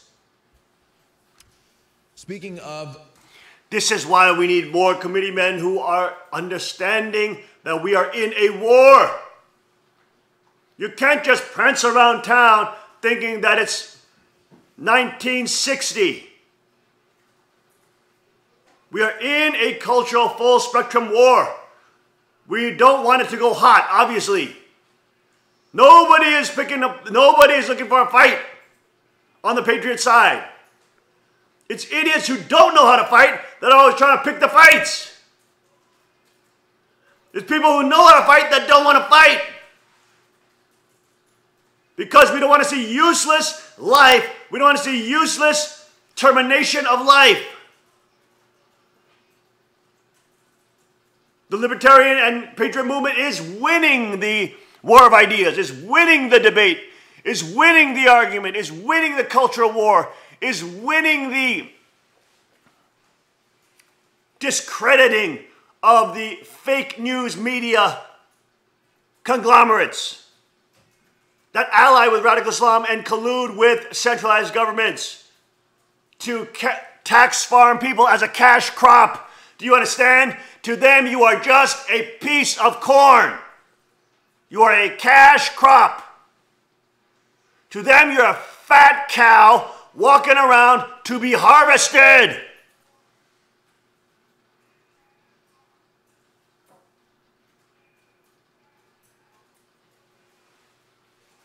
They are literal demons, animated by the power of Satan, animated by the dark world of the archangels that seek to rule over humanity with power and control.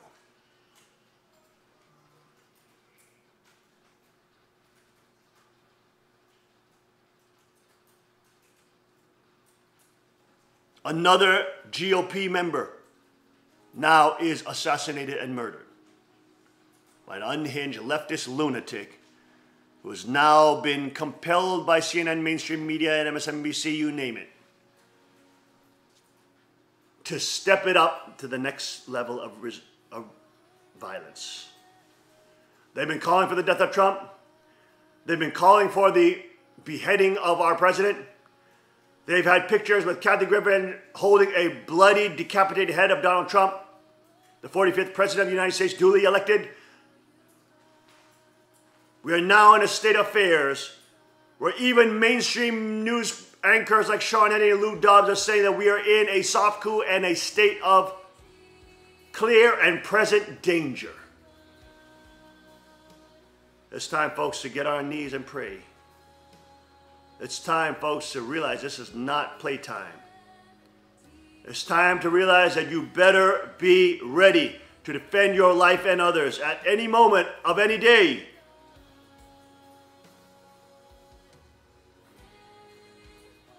They are trying to start the war. They're trying to make civil unrest. They're trying to make it go hot because they're losing. And it's the only way by which they can get the liberal, brain-dead, zombified masses to stay with them. Because every single day, people are being awakened to the reality of political Satanism. And they are getting on their knees and repenting to God and saying, Jesus, I need you in my life. The good news is that these collectivist commies are the most pathetic little beta male prostitute, little pathetic little troglodyte invertebrates that you've ever seen. A normal patriot man who doesn't even work out can take on 50 of them. But that's how deluded they are, eating their Cheetos and playing video games their whole lives, thinking that they're changing the world because I got a high score on a video game. Yeah, I'm bad. They have no idea. It's the patriots who know how to hunt. It's the patriots who know how to shoot. It's the patriots who know how to take care of the veterans. It's the patriots that are nice people, but if you step all over them, they will stand up against the totalitarians. And they will crush the arrogant, narcissistic, political Satanists who think they're all that because they believe the propaganda and the illusions of the establishment, telling them, coddling them, milking them with their breasts that are filled with the stolen cash of the normal common man. That is now coming to an end. President Trump understands this demonic cow that is sitting on top of us, and that calling all wicked vampires to suckle on its teats. People are now starting to realize the enslavement, realize the trap, recognize and listen to the voices that call out to them from the nether regions of the internet, which is the reason why they're trying to censor it. And people are starting to say, hey, no longer do I want to be a slave. I want to be free. Even if that freedom is scary, even if the horizon is yet to be seen, even if there are clouds up ahead, I will be free, and free indeed. For I believe in the destiny of man that is riding on the great horse, that is leading and directed in the direction of God, that gives us life and strength, purpose and value. And we rise against those who seek to oppress the spirit of humanity. For we are made in the image of God the Creator, and we transcend their petty, wicked, demonic hearts that can only corrosively burn away at their own souls as they sell their souls and sell their spirit, yielding to Satan and his calling,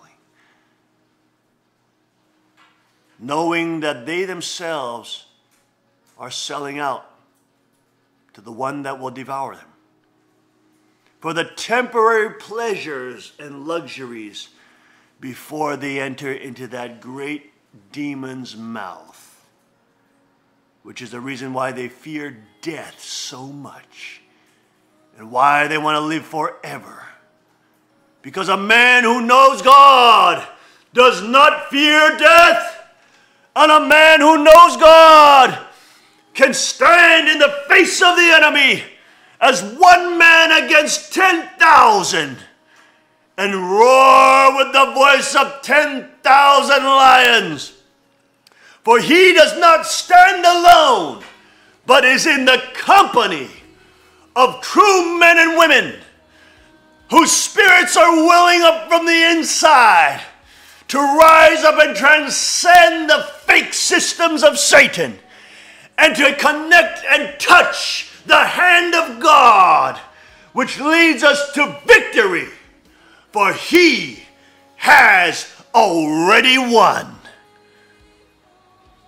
We'll be right back after this short break.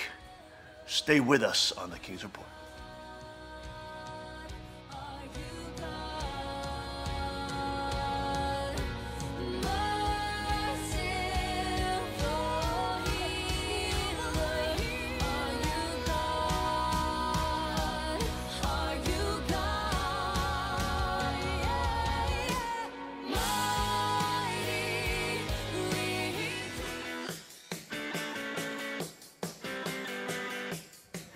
Hi, welcome to Tommy Gun Warehouse. We have a short video for you this afternoon. We want to show you how to work the action on a P380. This is our very small pocket 380 that it has a very strong spring, to work the slide.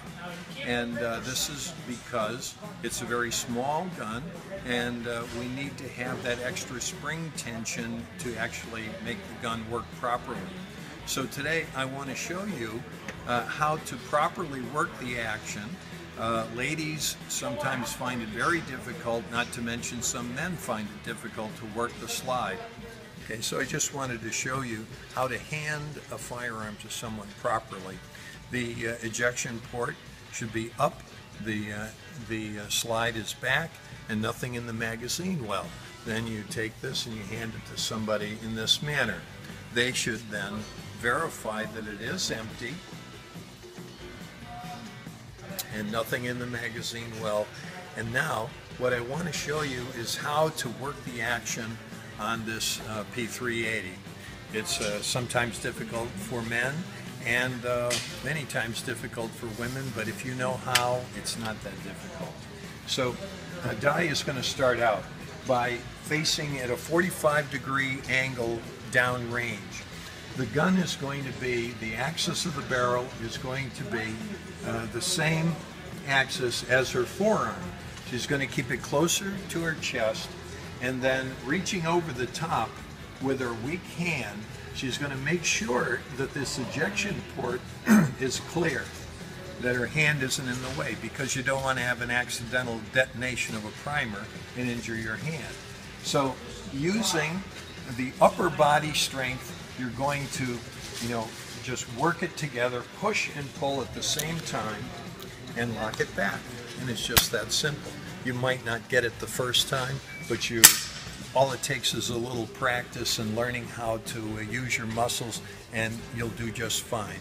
Di had started this just a short time ago, and after the third or fourth attempt, she was doing it perfectly. So thanks for listening. Come down and see us at Tommy Gun Warehouse, and we'll show you this P380. Yes, sir.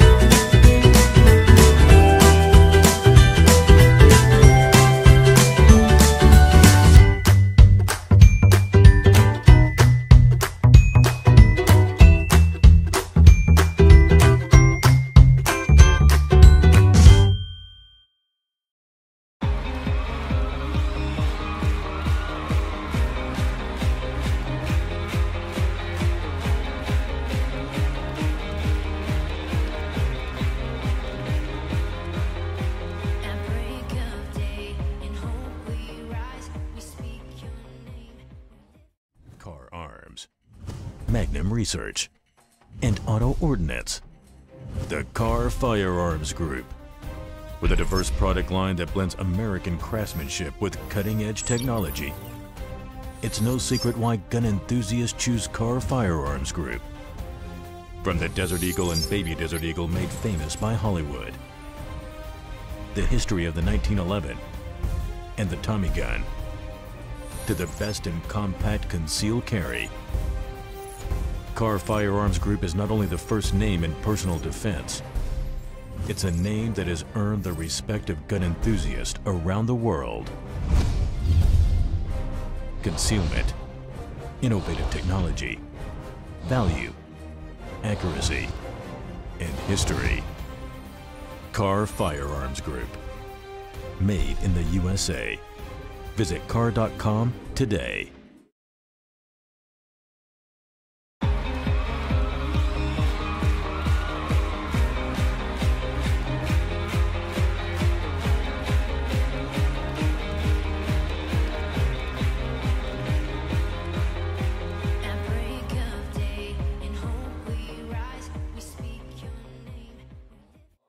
We are back. Welcome back to the King's Report this Friday, August 11th, 2017. I'm your host, Hyung Sean Moon, the second king of Chinese Guk. And in other top news, Washington, D.C., after being convicted of criminal misdemeanor contempt, former Maricopa County Sheriff Joe Arpaio, a humongous patriot, continues to attack the Obama holdovers in the Trump Justice Department, who's seeking to imprison him for enforcing the very immigration laws President Trump has sworn to enforce. Why is Barack Obama still running the Trump Justice Department? Arpaio asked Infowars.com in an exclusive interview. Ironically, this is a revenge prosecution in which Obama holdovers in the Justice Department are seeking to enforce a court order that socialist La Raza lawyer Tom Perez imposed on me because I refused to make Maricopa County into a sanctuary for illegal immigrants. The irony of the case is that the criminal misdemeanor contempt charge is being pressed against Arpaio by the Public Integrity Section of the Criminal Division of the U.S. Department of Justice. The section within the Justice Department that holds exclusive jurisdiction over the prosecution of alleged criminal official misconduct, as well as over the prosecution of alleged judicial misconduct. A relevant fact in that the actions of District Court Judge Marie Snow have been called into question by Arpaio's legal team. How can the Public Integrity Section of the Justice Department prosecute me when all I did was to honestly enforce the immigration laws currently on the books? Arpaio asked Infowars.com. The public integrity prosecutors who are still after me are all Obama holdovers who went so far as to charge me under the wrong statute so they could deny me a jury trial, refusing to drop their open borders amnesty agenda, he argued. How is it that Attorney General Sessions ignored a letter Sheriff Arpaio's attorneys had hand-delivered to his office when all Sheriff Arpaio requested was that the Justice Department considered insisting the Public Integrity Section would allow him my right as a U.S. citizen to a trial before a jury of my peers, Arpaio asked. It's ironic that I'm being persecuted by Obama holdovers, Justice Department Public Integrity Section, that thinks denying me a jury trial by erroneously using an inappropriate statute, even after being made aware of this by my attorneys, somehow doesn't implicate them in official misconduct and the potential to be criminally prosecuted themselves, Arpaio insisted. A revenge prosecution. Infowars.com has previously reported the case against Arpaio began with the 2007 traffic stop that resulted in the arrest of Ortega Melendrez, a Mexican tourist who was a passenger in an automobile stop in Cave Creek, Maricopa County. Melendrez charged Maricopa County Sheriff's officers were fundamentally stopping brown-skinned people with the pretext of looking for criminals. The case developed into a class action lawsuit that caught the attention of Eric Holder and Tom Perez, then in the Civil Rights Division of the Obama Justice Administration Department. Arpaio, a target of the Obama administration for years because of his determination to enforce strictly existing immigration laws and exposing Obama's birth certificate as being fraudulent, was seen by Perez acting under the orders of Eric Holder as implementing in the Maricopa County Sheriff's Office a systematic policy that set law enforcement rules and procedures to be intentionally discriminatory to the rights of Hispanics. Perez began his legal career as a La Raza attorney in Maryland. La Raza literally meaning the race, a racist, of course they're Hispanic, but not all Hispanics are racist, but this organization is completely racist, literally going around saying our race is the most dominant race, we're going to take over. Ridiculous. Can you imagine if you had a white group that was saying our race, we're going to take over? That would be immediately be deemed as white supremacists or racist. But because they're La Raza, and literally that means the race, they can go around saying everybody else is bad and our race must dominate. Utterly ridiculous. He currently is chair of the Democratic National Committee, a major force in moving the Democrat Party in a hard left direction. Now at 85 years old, after a distinguished career that includes service in the U.S. Army from 50 to 53, service as a police officer in Washington, D.C. and Las Vegas, Nevada, as well as working as a top federal drug enforcement officer in foreign countries and the United States. Arpaio, a former DEA narcotics agent and head of the U.S. Drug Enforcement Administration, U.S. Department of Justice for Arizona, faces criminal charges that could see him convicted to 6 months in jail if found guilty. Arpaio's attorney Mark Goldman and Zinger LLC in Scottsdale, Arizona, sent to Attorney General Sessions a letter dated June 22, 2017, that was requesting the Department of Justice to consider various pleas before the start of the bench trial, then scheduled to begin on Monday, June 26, 2017, before U.S. District Judge Susan Bolton in Phoenix, Arizona. InfoWars has confirmed that several efforts were made to contact Attorney Sessions, AG Sessions, directly and through trusted intermediaries in an effort to get Justice Department attention to Goldman's letter. InfoWars can also confirm that Attorney General Sessions was insulated within the Justice Department so that all attempts to communicate with him failed. Ultimately, Goldman's letter was ignored, and with the Justice Department's failure to intervene in the case, Judge Bolton began the bench trial against Arpaio as originally scheduled. The criminal contempt allegations stem from an alleged failure of the Maricopa County Sheriff's offices to comply with an order of the court, preliminary injunction dated December 23, 2011. This charge relates back to the prior Obama administration, at a time when the sheriff's practices were in direct opposition to the Obama administration in regards to immigration policy. The sheriff was enforcing law. The Obama administration appears to have been interested in doing the opposite for apparent political reasons, namely to let illegal immigrants from all over the world just pour in so they can put on welfare and then become slaves of the Democratic Party, which are literally the modern slave owners of the modern day, who want to utilize minorities, who want to bamboozle minorities, who hate black people, Latinos, Asians, want to use them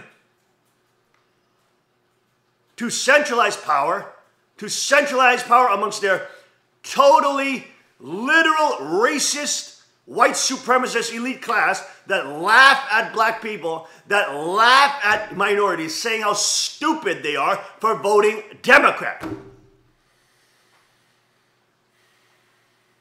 Many of them caught on tape, such as Lyndon B. Johnson, saying the blacks are getting uppity and we have to hurry up and get them voting Democrat, give them a little but not enough to make a difference. Literal white supremacists.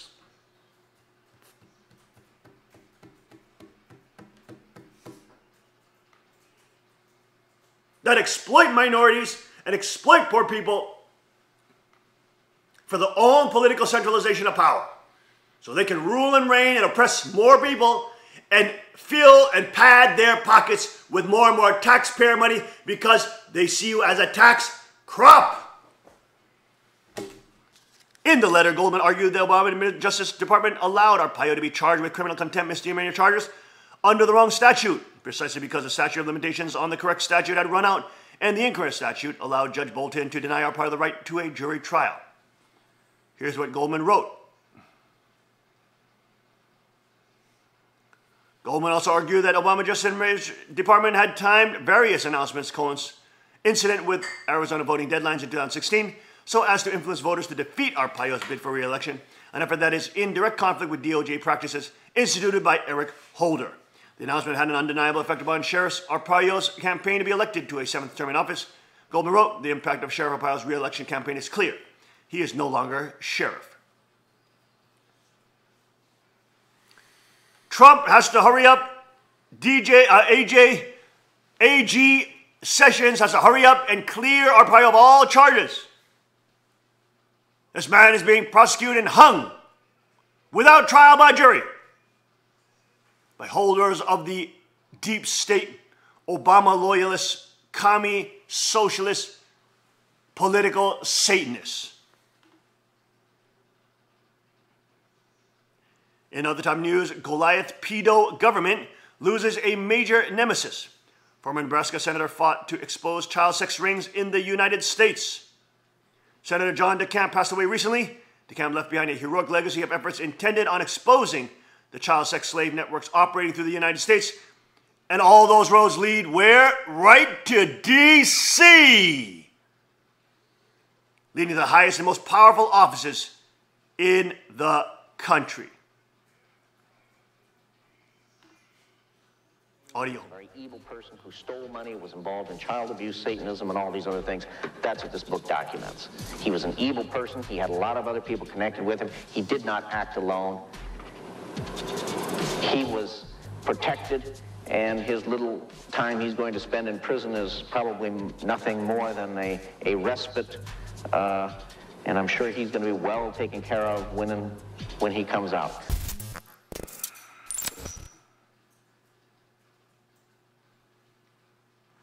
Was a very evil person who stole money, was involved in child abuse, Satanism, and all these other things. That's what this book documents. Former Nebraska State Senator John DeCamp passed away recently, leaving behind a heroic legacy of efforts intended on exposing the child sex slave networks operating throughout the United States that led to the highest and most powerful offices in the United States government. I mean, tell us about the convictions that have happened. Tell us about Larry King briefly, and then whatever you can remember, because I know you also talked... I have a judgment against Larry King for $1 million. The same trial that I was the first one in the whole United States to sue the Catholic Church and some priests was the case I won the $1 million judgment.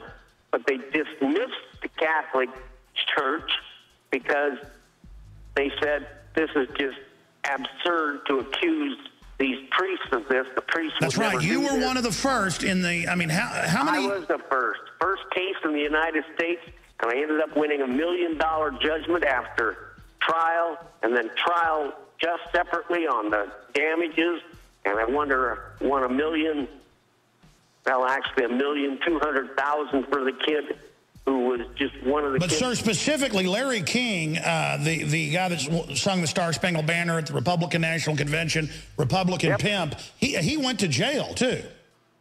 Oh, yeah, but then he got out after a couple years because you still had the cover-up going big time in Nebraska. That's when I wrote the book and just said, same old thing. The people in very high-up places, from judges to police chiefs to others who are participating in the use of these children. Larry King was a very evil person who stole money, was involved in child abuse, Satanism, and all these other things. That's what this book documents. He was an evil person. He had a lot of other people connected with him. He did not act alone. He was protected, and his little time he's going to spend in prison is probably nothing more than a respite. And I'm sure he's going to be well taken care of when he comes out. Larry King was merely a functionary of a lot of other people doing a lot of bad things. The horror DeCamp investigated continues unabated to this very day, although local police task forces under the Trump administration have been making arrests regardless of the mainstream media's silence on the issue. Of course, the very bureaucracy, namely Child Protective Services, continues to be a portion of the 10,000 problem arrested rather than the solution. since According Trump has to took the office. Adoption and Foster Care Analysis and Reporting System, there are roughly 415,000 children in foster care. At least 75% of those children are there simply due to poverty rather than reported abuse. But it is horror like what happened to a young girl in Arizona that calls out for something to be done immediately to protect these children and a major overhaul of CPS to be undertaken, beginning in Arizona. A lawsuit filed in Arizona recounts how a 2-year-old victim was taken from her mother, who had not abused her, and placed her into a pornographic pedophile ring that eventually led to the victim nearly being burned to death. An innocent child right here in America. And under Senator John McCain's nose, this dubious foster care system in Arizona rose by 80%, while the rest of the country declined by 22%. What's more, the foster care system is a revolving door into, in some cases, the abused becoming the abusers, and those abusers becoming yet another statistic of incarceration. The system is broken. John Bound reporting for Infowars.com. Another Let's go to debit and shocking article. We'll take a quick break. We'll be right back after the short break. Stay with us on the King's Report.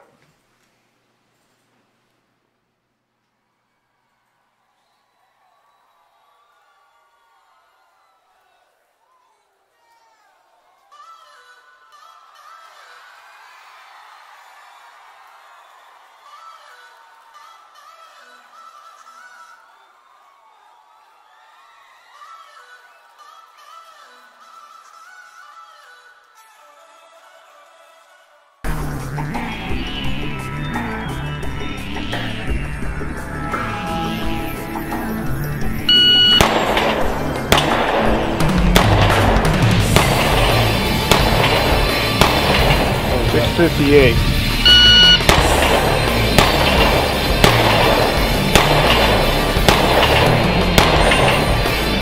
$6.14.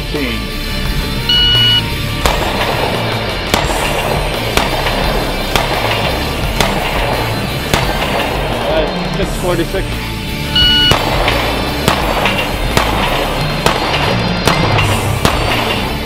Time 471. Hello folks, I'm Justin Moon, the president of Carr Firearms Group, and today I've got the PM40 with True Glow night sights, and look at that, Magna porting. Look at that porting on that. This is our standard PM40 with the day sights, but now this model with the Magna porting and the True Glow night sights. What a difference.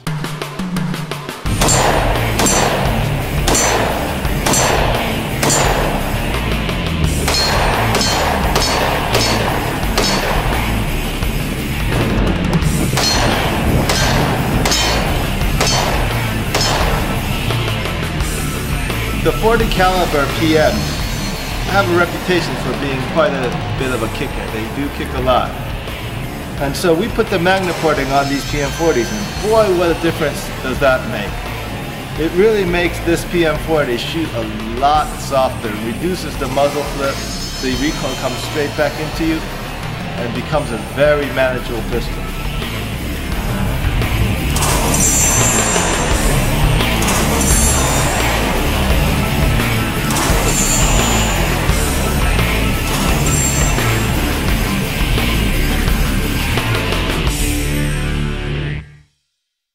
Carr Arms, Magnum Research, and Auto Ordnance. The Carr Firearms Group. With a diverse product line that blends American craftsmanship with cutting-edge technology. It's no secret why gun enthusiasts choose Carr Firearms Group. From the Desert Eagle and Baby Desert Eagle made famous by Hollywood. The history of the 1911 and the Tommy gun. To the best in compact concealed carry. Carr Firearms Group is not only the first name in personal defense, it's a name that has earned the respect of gun enthusiasts around the world. concealment, innovative technology, value, accuracy, and history. Kahr Firearms Group. Made in the USA. Visit kahr.com today.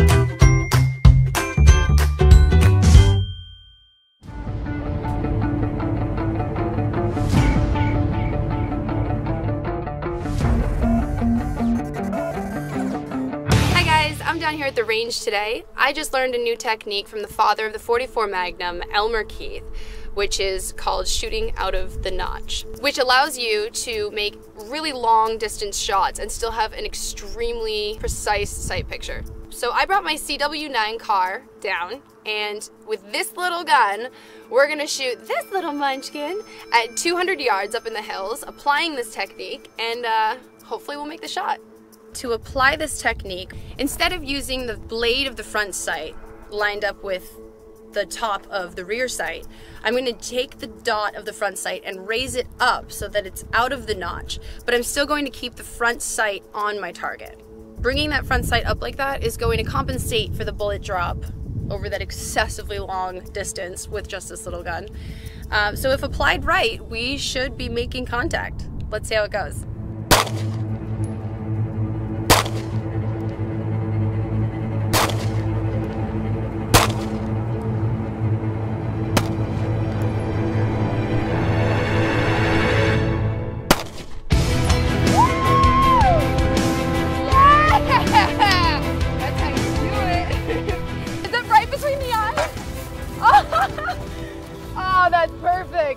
I saw this shot, so I'm a little bit out of breath because you gotta run to make sure that is what I thought it was, and it was.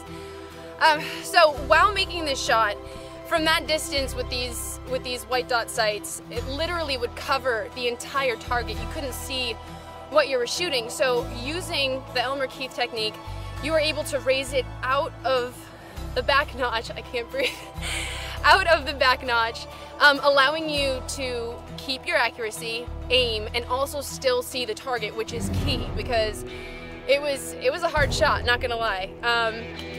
But yeah, it went great, and Elmer knows what he's talking about. And for such a small gun to be able to take that hit, I'm very impressed with this. All right, guys, be sure to like and share, and I'll see you out on the range. That was awesome. Hey, can I try that one? Yeah, let's do it with the 380. Does everybody have eyes and ears?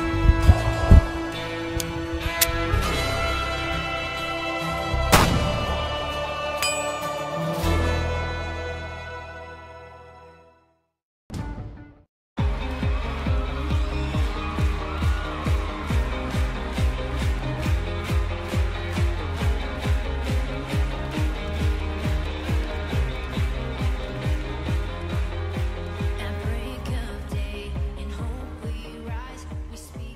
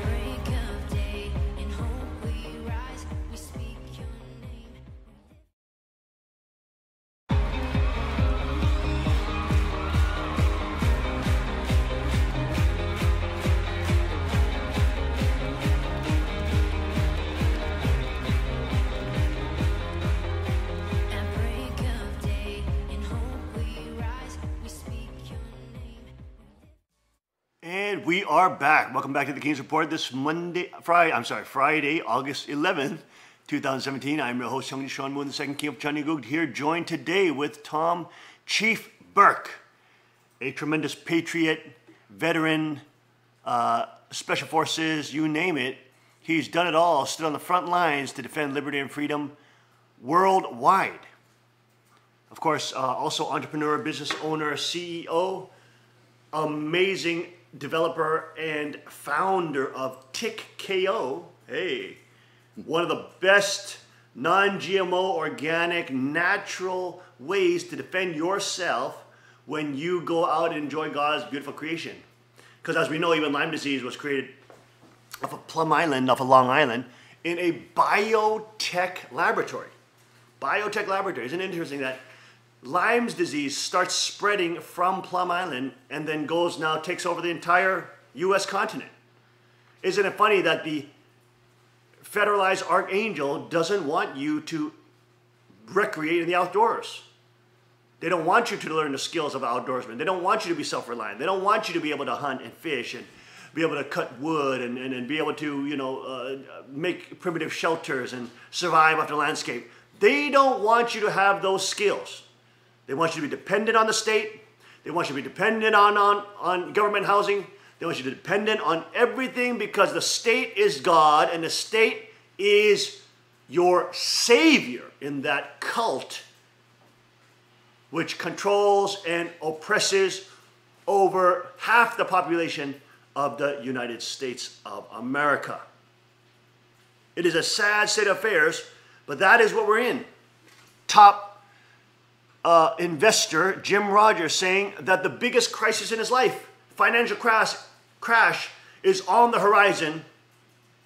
In less than 1 year, he predicts that we will see the biggest crash in the dollar in history. Also, top investors such as gold investor Peter Schiff, who was on InfoWars and other alternative news outlets, etc., has his own broadcast channel, has predicted accurately every single recession and crash. Also predicts very soon that the end is running, the quantitative easing is over. And it's not Trump's fault. He's not creating the crash, but it's the years of decades of the Federal Reserve constantly creating bubbles and bursts within the marketplace, which are now leading us into complete bankruptcy and now leading to an economic crash. We know that when economic crashes come, that will be blamed on Trump, that will be blamed on Trump supporters, that will be blamed on him for his racist, white supremacist views, and they will wage a full-on civil war because they have to defend their state. They're allying with radical jihadi Islam, letting them illegal immigrants pour in from radicalized areas like Somalia. Why? So that they can divide and conquer their enemy, which is America. So they can disarm the public, which is the great threat to the oligarchs and totalitarians. Every communist dictator disarms his people before he takes complete control. Now I'm ranting, and we have an expert who knows what that is to fight against them directly. Chief, thank you for joining us today on the King's Report this morning on Friday. We are honored to have such an incredible hero.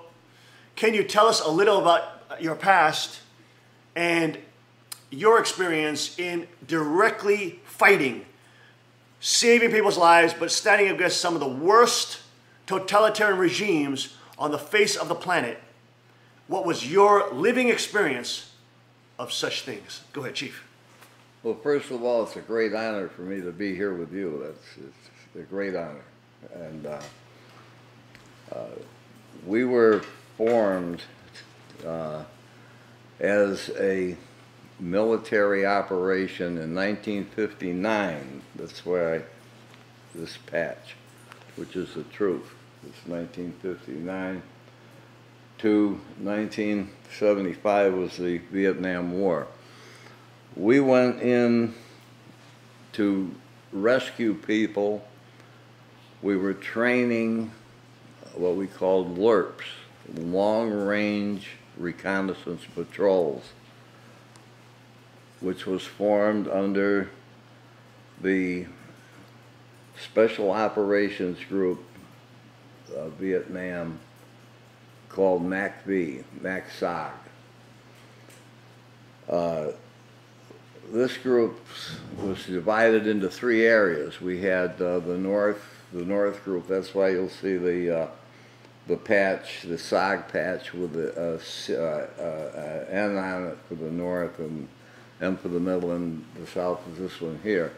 South is Nha Trang. We were training former Navy SEALs, which were called frogmen, and I went in there as a sergeant, and I was training men that had gone into Normandy and deactivated mines. I had men that had jumped into the Normandy and the airborne and gone all the way up to Bastogne and gone all through the war, getting wounded and going right back into combat. And men, real American heroes who volunteered for this operation. They volunteered. They were doing out there 20 and 30 years. And they volunteered. A lot of Korean War veterans. And they crossed the Han River, the ones that crossed the Han River and captured there. And fighting communists. And we took an oath that we were there to fight the communists and keep the communists out of South Vietnam. What happened was the government of South Vietnam was corrupt. They were part of the problem. They were stealing, robbing the villages of their food. I could have solved that war by simply bringing over ships of rice and feeding the people and taking out the South Vietnamese government. I met with General Yarborough. The general had been in the OSS, who had jumped into France and started the French underground, which helped with the invasion during the Second World War. I got a chance as a young man to be with the real heroes of America, and I mean real heroes. I asked the general one time, I said, how can I train these men? I said, I respect the ground they walk on, because I lost a brother in the Second World War. He was a bomber on the B-17. He went down over Hamburg, Germany. My other brother was in the 101st Airborne and was with Major Winters here in Pennsylvania. And they even did movies about that, the Band of Brothers. My brother was one of them. At West Point, they teach a lot of the tactics that was used by them in the 101st. That's when I joined the Airborne, because I wanted to be like my brother, and I was a pretty good soldier, so that's why they sent me over there. I was expert with the weapons, and also being Native American, I could get out here in the woods because I spent most of my life in there, and I could find things. And the idea of long-range patrols was to go out there and try to get the villages of the innocent people to come in and to stand against this terrible communist threat. Now, there were more than communists over there. You had the Lao Pen, which were bad people. You had, in Laos, you had people, the Cambodian, you had Pol Pot. He was a crazy man. He wanted to kill everybody. He was just exactly like this fruit job up in North Korea. You're crazy. I've seen rivers of bodies that looked like a beaver dam, where they were just slaughtering men, women, and children. I was brought up as a hunter and pretty good shot. And I seen Wack Combe, my father used to sit with us on the farm where I was born, in the farmhouse. And we had, he used to read us the Bible and tell us Bible stories. And I remember the story of throwing the babies up on spears. And I actually saw that, where they were throwing babies up and catching them on bayonets. And so we took out we broke silence then. We weren't supposed to be shooting, but we couldn't help ourselves when we witnessed something like that. And we took them out. And from that day on, that's what we did. We went out, and our missions to go out and find the information turned into hunter-killer missions, and we were out killing the bad guys, not like the liar John Kerry, when he said we were killing babies. We rescued thousands and thousands. And you ask any one of the Vietnamese people that are here in this country today that came over as refugees what the Green Berets did for them and what every serviceman that went over there did. We were no better than the regular soldier. We were no better because we were more filled with the fight, which you just heard here when he said one taking on 10,000. I mean, that was our attitude. We could beat them all. And we were in countries such as Laos, Cambodia, Thailand, and we were even in China. We went up into China because we were looking for a target to drop a nuclear bomb up on the river dam up there, which would have put Hanoi 4 feet underwater, and they wouldn't have been able to bring in those SAM missiles. What happened was, when we got up there near the river, China's on one side, North Vietnam's on the other side. The Chinese, the Chi Coms, not Chinese people, but the Chi Coms, they were using the people along the river as sniper practice for their soldiers. And they were shooting men, women, and children down washing clothes or fishing. So again, we broke silence there, even though we weren't only maybe 10, 20 miles at maximum, if that, from the North Vietnamese Army. Well, we opened up on those guys across the river, and we killed a whole bunch of them, and that kind of put a curb to them coming up there and using the people for target practice. In Laos, they would come over into Vietnam. The terrible drug people would come over the mountains up in the Ia Drang, up in the A Sha Valley, and they would take a whole village of people and drag them up there into Laos and slave them to death and work them to death in the drugs, because it was a big business. It was called the Golden Triangle. We should have bombed that, but the politicians wouldn't let us. We recommended blowing that place to smithereens, and we could have. But the politics, again, took over. We won every battle. We won even during the stupidity of this body count. They gave me a medal one time for, they called the 500 Club. They stopped that. That was for us. Then after they did all that, then they denied we were even there. And we all were threatened with, everyone in the Max Sox, everyone that had this, was denied the right to even talk about it when we came back. We were classified by the War Department. The reason for that is we were in these foreign countries as Army. We were Army. And that is an act of war. And what happened is, for all the years, we had to maintain the secrecy. We couldn't write a book like some of the fellows can. We couldn't write that. And so we didn't do it. But we weren't accepted when we came back. We were spit on. Our nurses had trouble even getting a job in the hospital. And they were more qualified than most doctors because most of them had performed more surgeries than a surgeon will in his lifetime. We brought back people that came back veterans. That's why there's so many veterans that just gave up. They couldn't get a job. We were denied even getting in the American Legion, Veterans of Foreign Wars, all those. Now it's a whole different story. But back then, and you wanted to be an American Indian, which is what we prefer to be called, and a Vietnam veteran, and you want to try to get a job. It was pretty tough to get anything, but we survived. We survived. As I said in Washington, we endeavored to persevere, and we did. Now, today, they have recently, with General White from the Air Force, told about the mission that he gave us to go out and find the targets. And they pulled the classification. Now, Ollie North, who was a Marine hero in Vietnam, testified before Congress that they deliberately burned a warehouse in Cincinnati. You can look this up online, where they burned all these military records on that. One was a cover-up for the Agent Orange, and the other one is a cover-up for all the special ops.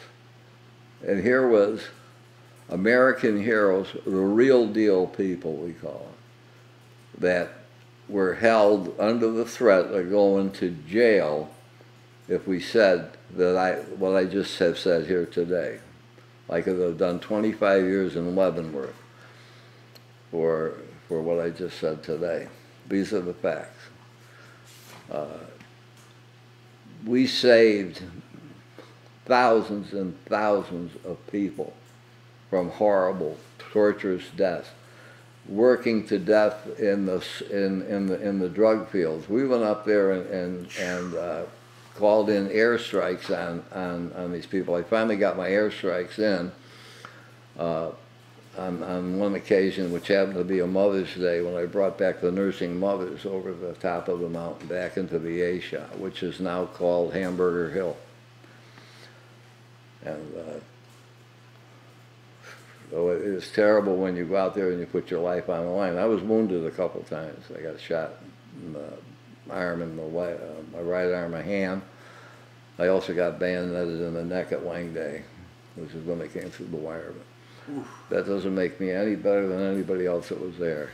We were all heroes. I don't declare myself a hero, but my God, I lived and worked with the best of them.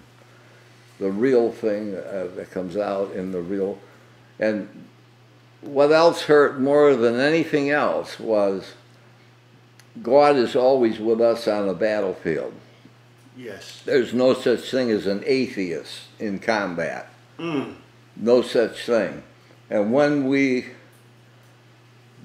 come back and we found this, Obama decided to tell the chaplains they couldn't have Bibles and they couldn't pray. I mean, this is insane. This is real insanity. And I mean, for veterans like me, and there's thousands of us, and I got a warning for the people here that want to be communists. You got about 500,000 guys still living that are experts, and they took an oath, and we all took an oath to kill communists.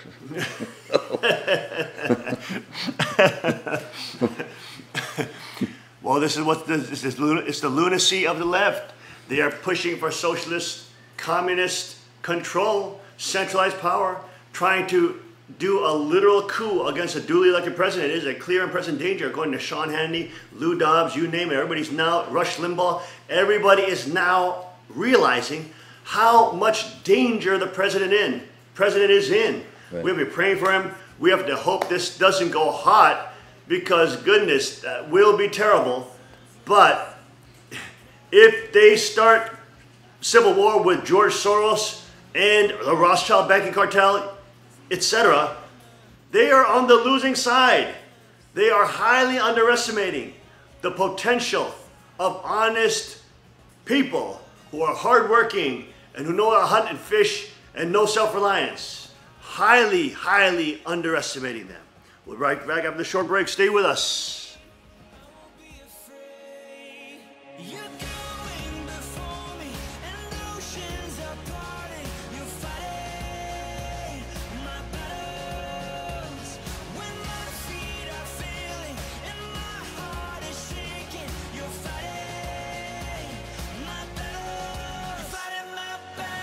Car Arms, Magnum Research, and Auto Ordnance. The Car Firearms Group. With a diverse product line that blends American craftsmanship with cutting-edge technology. It's no secret why gun enthusiasts choose Car Firearms Group. From the Desert Eagle and Baby Desert Eagle made famous by Hollywood. The history of the 1911 and the Tommy gun. To the best in compact concealed carry.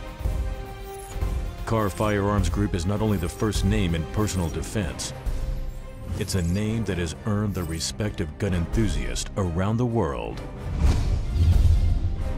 Concealment, innovative technology, value, accuracy, and history. Carr Firearms Group. Made in the USA.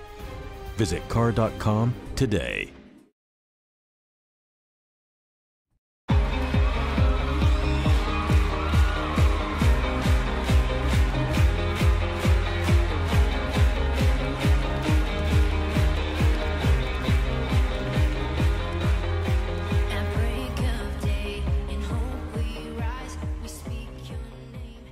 And we are back. Welcome back to the King's Report this morning, Friday, August 11th, 2017. I am your host, Hyung Shong Moon, second king of Cheongguk, and here we're talking with the chief, who is a true American hero. We salute the chief because of his incredible service. He saved thousands of lives. He was delivering milk on Mother's Day to oppressed people in Vietnam and Cambodia who were being taken over by some of the most murderous, demonic Satanists on the planet. Pol Pot killing over 1.6 million of his own people, like literally half his population, wiping them out. We have Brother Sort and Shrimam, who are part of the community here, who were their parents had to flee Cambodia because they were being massacred. I mean, massacred. His dad survived by, who was a general, survived by hiding under a mountain of bodies. And that's how he got out. Eventually getting to Thailand and then finding freedom. Let's go back to Chief and his incredible experience. Chief, we were talking about during the break how real, when you have to confront evil and on the battlefield, how real evil is, how real God's presence is. How do you see it? How do you feel when you see the modern day, when you have these kids who are spoiled, who have just had peace for the last 50, 60 years? They are just complaining about the fact that they can't, that somebody had called them a he when they're a she, that they don't have their own transgender bathroom, that they don't have that they can't have, sex with minors. I mean, just insane mental illness. And then they say there's no such thing as good and evil. And evil is just all in your mind, and it's a fabric of your imagination. It is an illusion in your imagination. And that good and evil really don't exist, and that we are the ones who are God, and we are the ones who determine what is good, and we manifest everything. There's no real evil in the world. There's no real evil force. There's no real evil people. They're all good people, but we're just judging them in our narrow-minded, short-sighted Christian framework. When you see people like that, how does that make you feel, Chief? It made me lose it, because our orders were, at the first time I saw this, was to recon, count how many there were, get the information back where their ammo dumps were, all the information we could get on them. We weren't supposed to fire.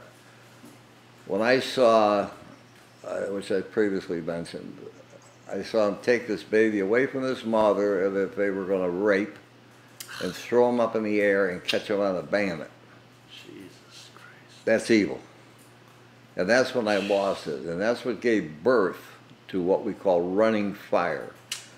Because what we did was we ran through them, shooting every one of them, and it surprised them so much. They thought it was a bunch of trees that came out of the brush with guns. And we took them out. We killed every one of them and let the people go. But I'll never forget, I can still hear that woman scream. I can still hear the baby kicking on the end of the bayonet. I still have nightmares about that. I still have... every time I hear a baby cry, when the baby comes into the world, the first cry out of his mouth is a new voice from heaven that God gave it. And the baby there'll never be another voice like that, ever. And that's God's identification that we are all important and people, and He loves us. And what happened is, to see them doing this, this is evil. To see them taking out villages of people, and there's enough bones, it looked like a beaver dam of human bones in a small river where they just took people and killed them. this is still going on. This is going on with Christians over in Iraq. But you ask the question, what about these snowflakes or whatever you want to call them that are coming up? These are like the Iraqi army. Give up the tanks, give up our guns, lay down, and then line up and let these guys cut their heads off. I mean, that would be the front line of defense. That terrifies me, which means that the war is going to have to be fought here by people that are trained, which is what you're doing here, to make people aware of the facts of life. The truth comes out of here. The truth is not out there in the la-la land where everything is sex, if you don't like, you can go to a library and get a card and change your gender, and then, let me ask you something, how do they ever have a dance with people going around and they want, the guys and the girls show up at the prom and they change clothes I don't understand this. I don't understand this. Oh my goodness. I was married for 51 years, so God sent me an angel which saved me, my wife Rita. She's with me here right now. I got her on. Praise God, praise God, praise God. I keep her here. Praise a little bit of her hair and her hair clipping. Well, we had 50 years. I never thought of doing anything like that. And it was the kind of marriage, that kind of love, the love that we have, is a kind of love that is a gift from God. Praise God. And this is something that you've got to respect. Because when you have that feeling, it's a total feeling. It's not a feeling for all this gender crazy stuff. Sex is, nothing. Not even part of that. It doesn't mean, it's meaningless. You have the one person, the two become one under God. Yes. The most blessed thing. And that's His blessing. And when He gave us children, it was such a blessing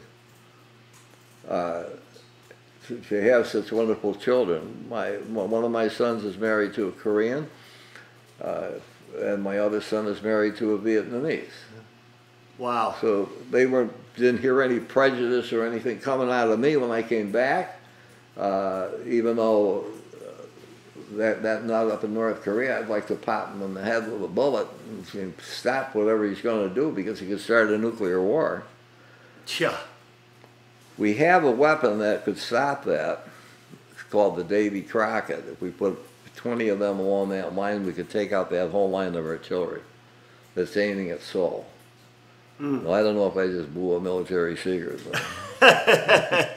but they could take out all that artillery and the troops. Now, you were known in the town as the Lovebirds. Oh, because yeah. Wherever you went with your wife, you would hold her hand. They called us the Klingons. They called it the Klingons. We down at the supermarket, Dutch's supermarket. One of the guys went up to the owner, John, and asked him. He said, "Which one of them's blind?" Because we were always hanging on each other. And the kids used to say, you two, you're out kissing in public and you're embarrassing. And my wife would say, we're married 40 years, we're married 30 years, we're married 50 years. Well, we can kiss in public if we want. You're setting an example of the power of love. Yes. That is a blessing. Wow. It was a blessing. And I hope everybody has that, because it's so important. Praise God. I mean, isn't that what life is really about? When you go out and fight on the front line, you're fighting to defend that.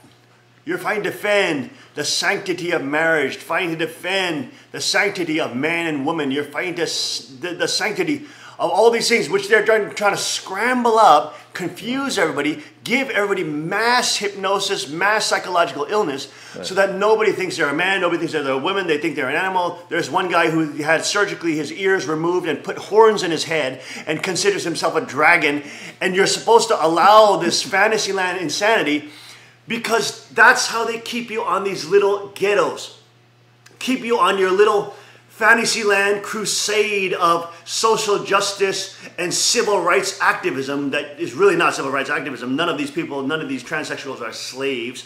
None of them are, none of the homosexual political agenda are actual slaves to people. Nobody's trying to oppress them. We just don't agree with that type of lifestyle. But if you don't agree with it, you have to be censored, you have to be demonetized, you have to be politically outcast, you have to be punished, you have to be put in prison, you have to be disarmed. Anything that is contrary to the centralization of power. They're happy to have all these crazy, ridiculous political movements that are fighting for all manner of insanity, but they have one thing in common. That is to centralize power and farm the normal man, common man, and the normal common woman to break up your family, break up your marriage, break up your children, break up any social cohesiveness so they can divide and conquer you and have you bow to the state and their religion of the cult of Satanism. It is insane. We'll be right back after this short break with more with the Chief here on the King's Report. Stay with us.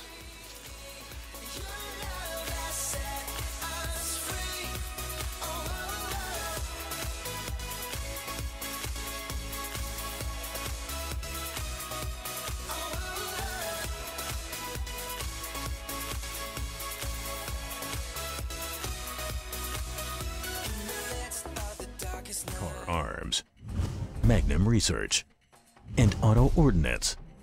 The Car Firearms Group. With a diverse product line that blends American craftsmanship with cutting-edge technology. It's no secret why gun enthusiasts choose Car Firearms Group. From the Desert Eagle and Baby Desert Eagle made famous by Hollywood. The history of the 1911 and the Tommy gun. To the best in compact concealed carry. Car Firearms Group is not only the first name in personal defense, it's a name that has earned the respect of gun enthusiasts around the world. Concealment, innovative technology, value, accuracy, and history. Car Firearms Group. Made in the USA. Visit car.com today.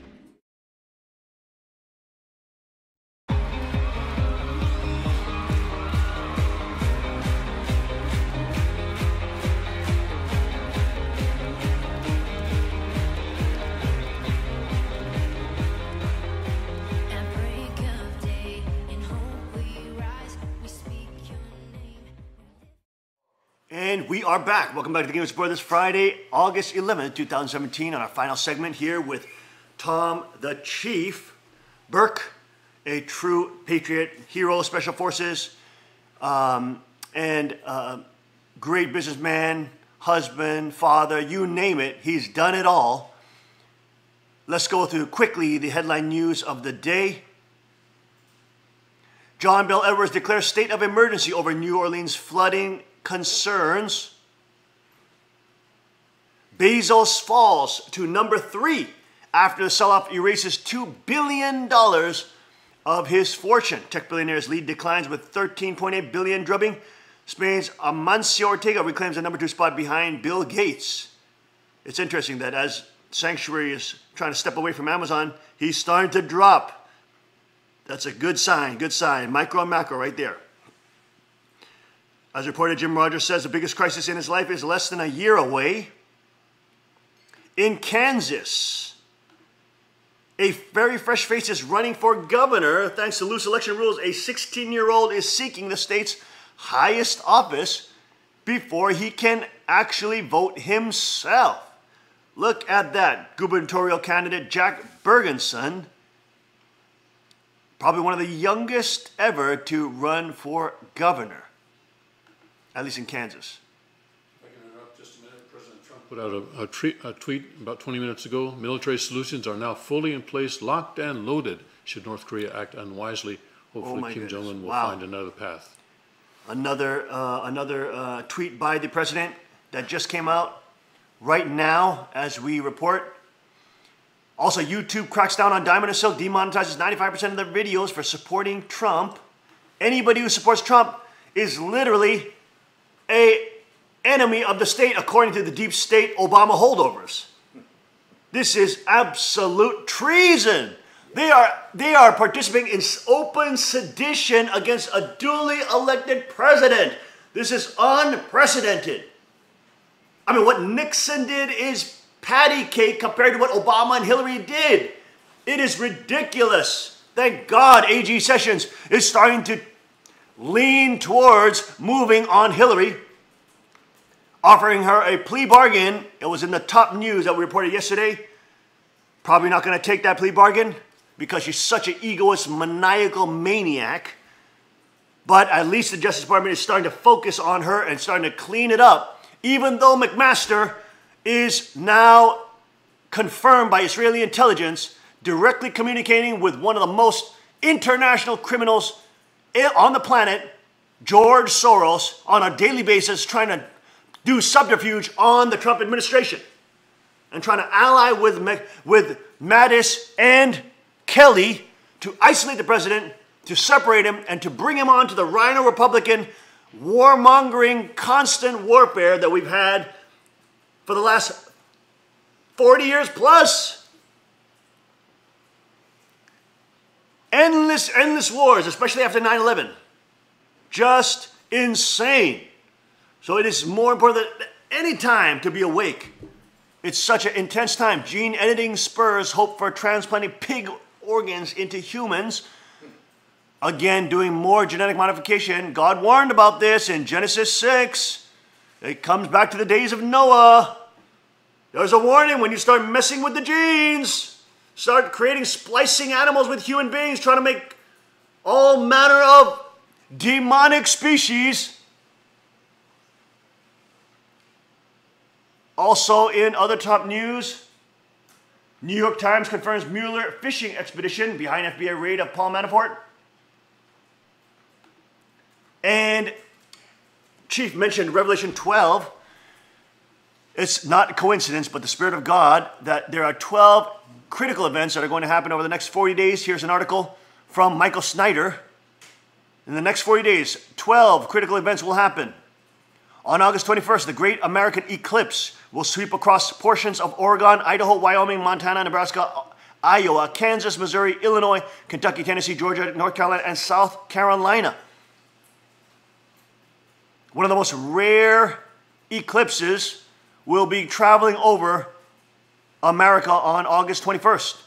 On August 23rd, a FEMA exercise, that is Federal Emergency Management Agency's exercise, known as EarthX 2017, will simulate catastrophes such as mega earthquakes, cyber terrorism, or high altitude electromagnetic pulse attacks. That will be happening on August 23rd. On September 1st, this marks the start of FEMA's annual National Preparedness Month. Also on September 1st, the U.S. State Department's ban on U.S. citizens traveling to North Korea goes into effect. Many are concerned that this is yet another sign that we are moving towards war with North Korea. The commies up there. September 11th, this will be the 16th anniversary of 9/11. Shout out to Richard Gage. Thank you for all the work you're doing. September 20th, Rosh Hashanah begins at sunset. September 21st, the UN International Day of Peace. The UN, the totalitarian, communist, world governing body, the UN, International Day of Peace, which means Day of War. September 23rd, this is the date that has become known as Revelation 12 sign. And this is the date where the constellation Leo, the planets Jupiter, Mars, and Mercury, the sun and the moon with the constellation Virgo, all line up to fulfill the passage from the book of Revelation, which says, "And a great sign appeared in heaven, a woman clothed with the sun, with the moon under her feet, and on her head a crown of 12 stars. She was pregnant and was crying out birth pains in the agony of giving birth." That sign appears in the heavens this September 23rd. That's coming up in 1 month. Folks, this is an incredible time to be alive. September 24th, very important national elections will be held in Germany. September 29th, Yom Kippur begins at sunset and concludes on September 30th. Of course, September 30th will be the end of a 40-day period that began back at the day of the Great American Eclipse on 21st. September 29th, U.S. Treasury Secretary Steve Mnuchin says that the debt ceiling will be breached on this day if Congress does not raise it by then. And September 30th, if Congress does not pass a budget by the end of this day, there will be a government shutdown, just like we witnessed in 2013. Chief, it's such an intense time to be alive. How do you stay focused and healthy and alert and in line with God at this most pressure-filled, critical time of the last days that we are living in? Share some of your wisdom, Chief. I don't have any fear of dying. Wow. Wow, wow, wow, wow, wow. I did because until I came to your church last year and heard the truth, I was mad at God when I lost my wife. And then I heard you talk about when Jesus was in the garden and he asked to pass the cup. And Yes. God turned his back on him then. And I said, well, if he could do that to him, I'm nothing. So it brought me back on all the wonderful things. But you got to say, you got to believe that God isn't going to let these idiot ants down here ruin his creation. Yes. They're not going to let these people go on. This is a return of Sodom and Gomorrah. Now they're talking, going back to the Nephilim and trying to put body parts of people together. What are they saw too many Frankenstein movies? Yeah. You know, the people, the good people of the earth, the people, the workers, the ones, the honest people, the people that pray, the people that go and pray to God and not a fearing of God, but respecting his love. Yes. And these are the people, and he's not going to let all this happen. He wrote it all out in the book of Revelation, what's going to happen. And that's exactly what will happen. Amen. And we have this power, and we have you to carry this message, this wonderful message of the truth. I saw your father years ago. I attended one of the services in the 70s. I was teaching on the bomb squad in New York City. And that's the only job I could get. Go blow yourself up again.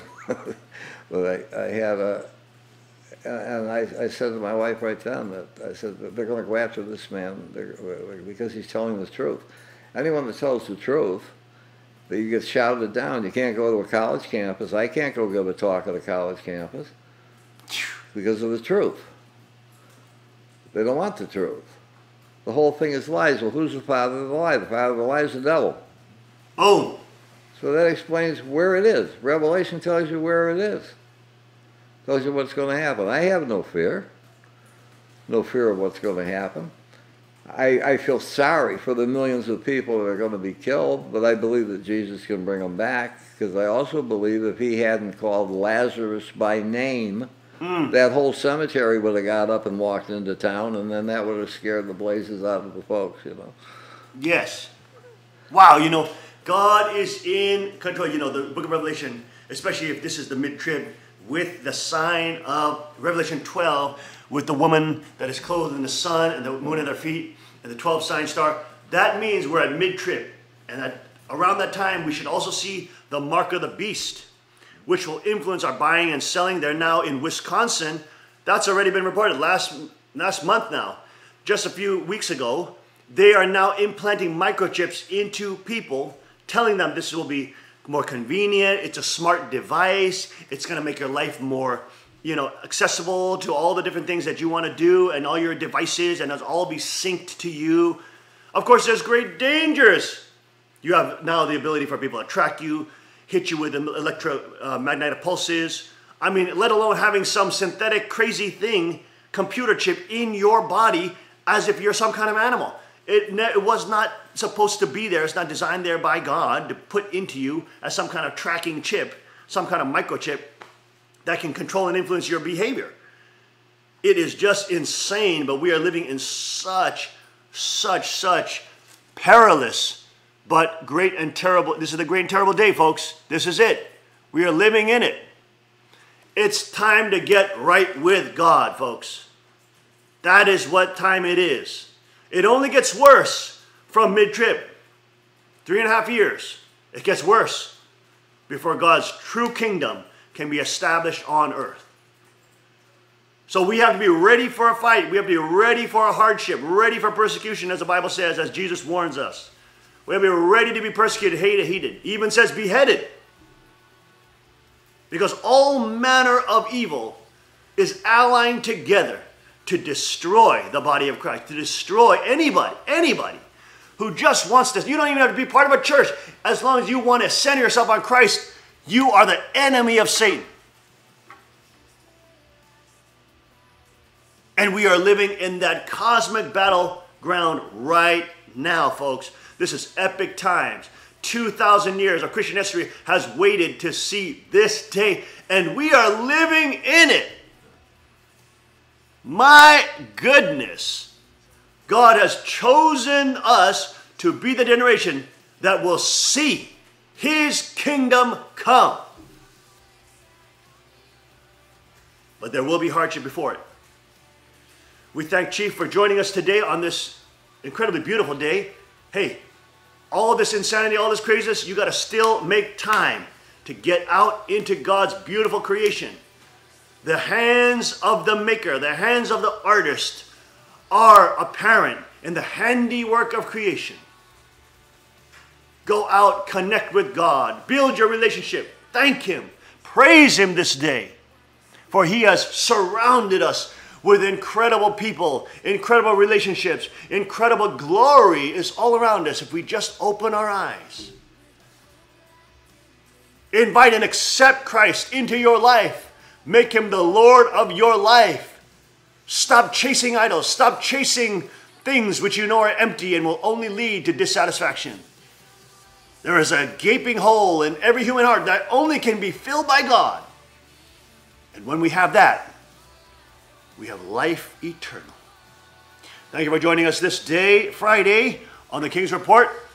We'll see you tomorrow, 5 a.m. sharp, with Tim Elder leading the broadcast.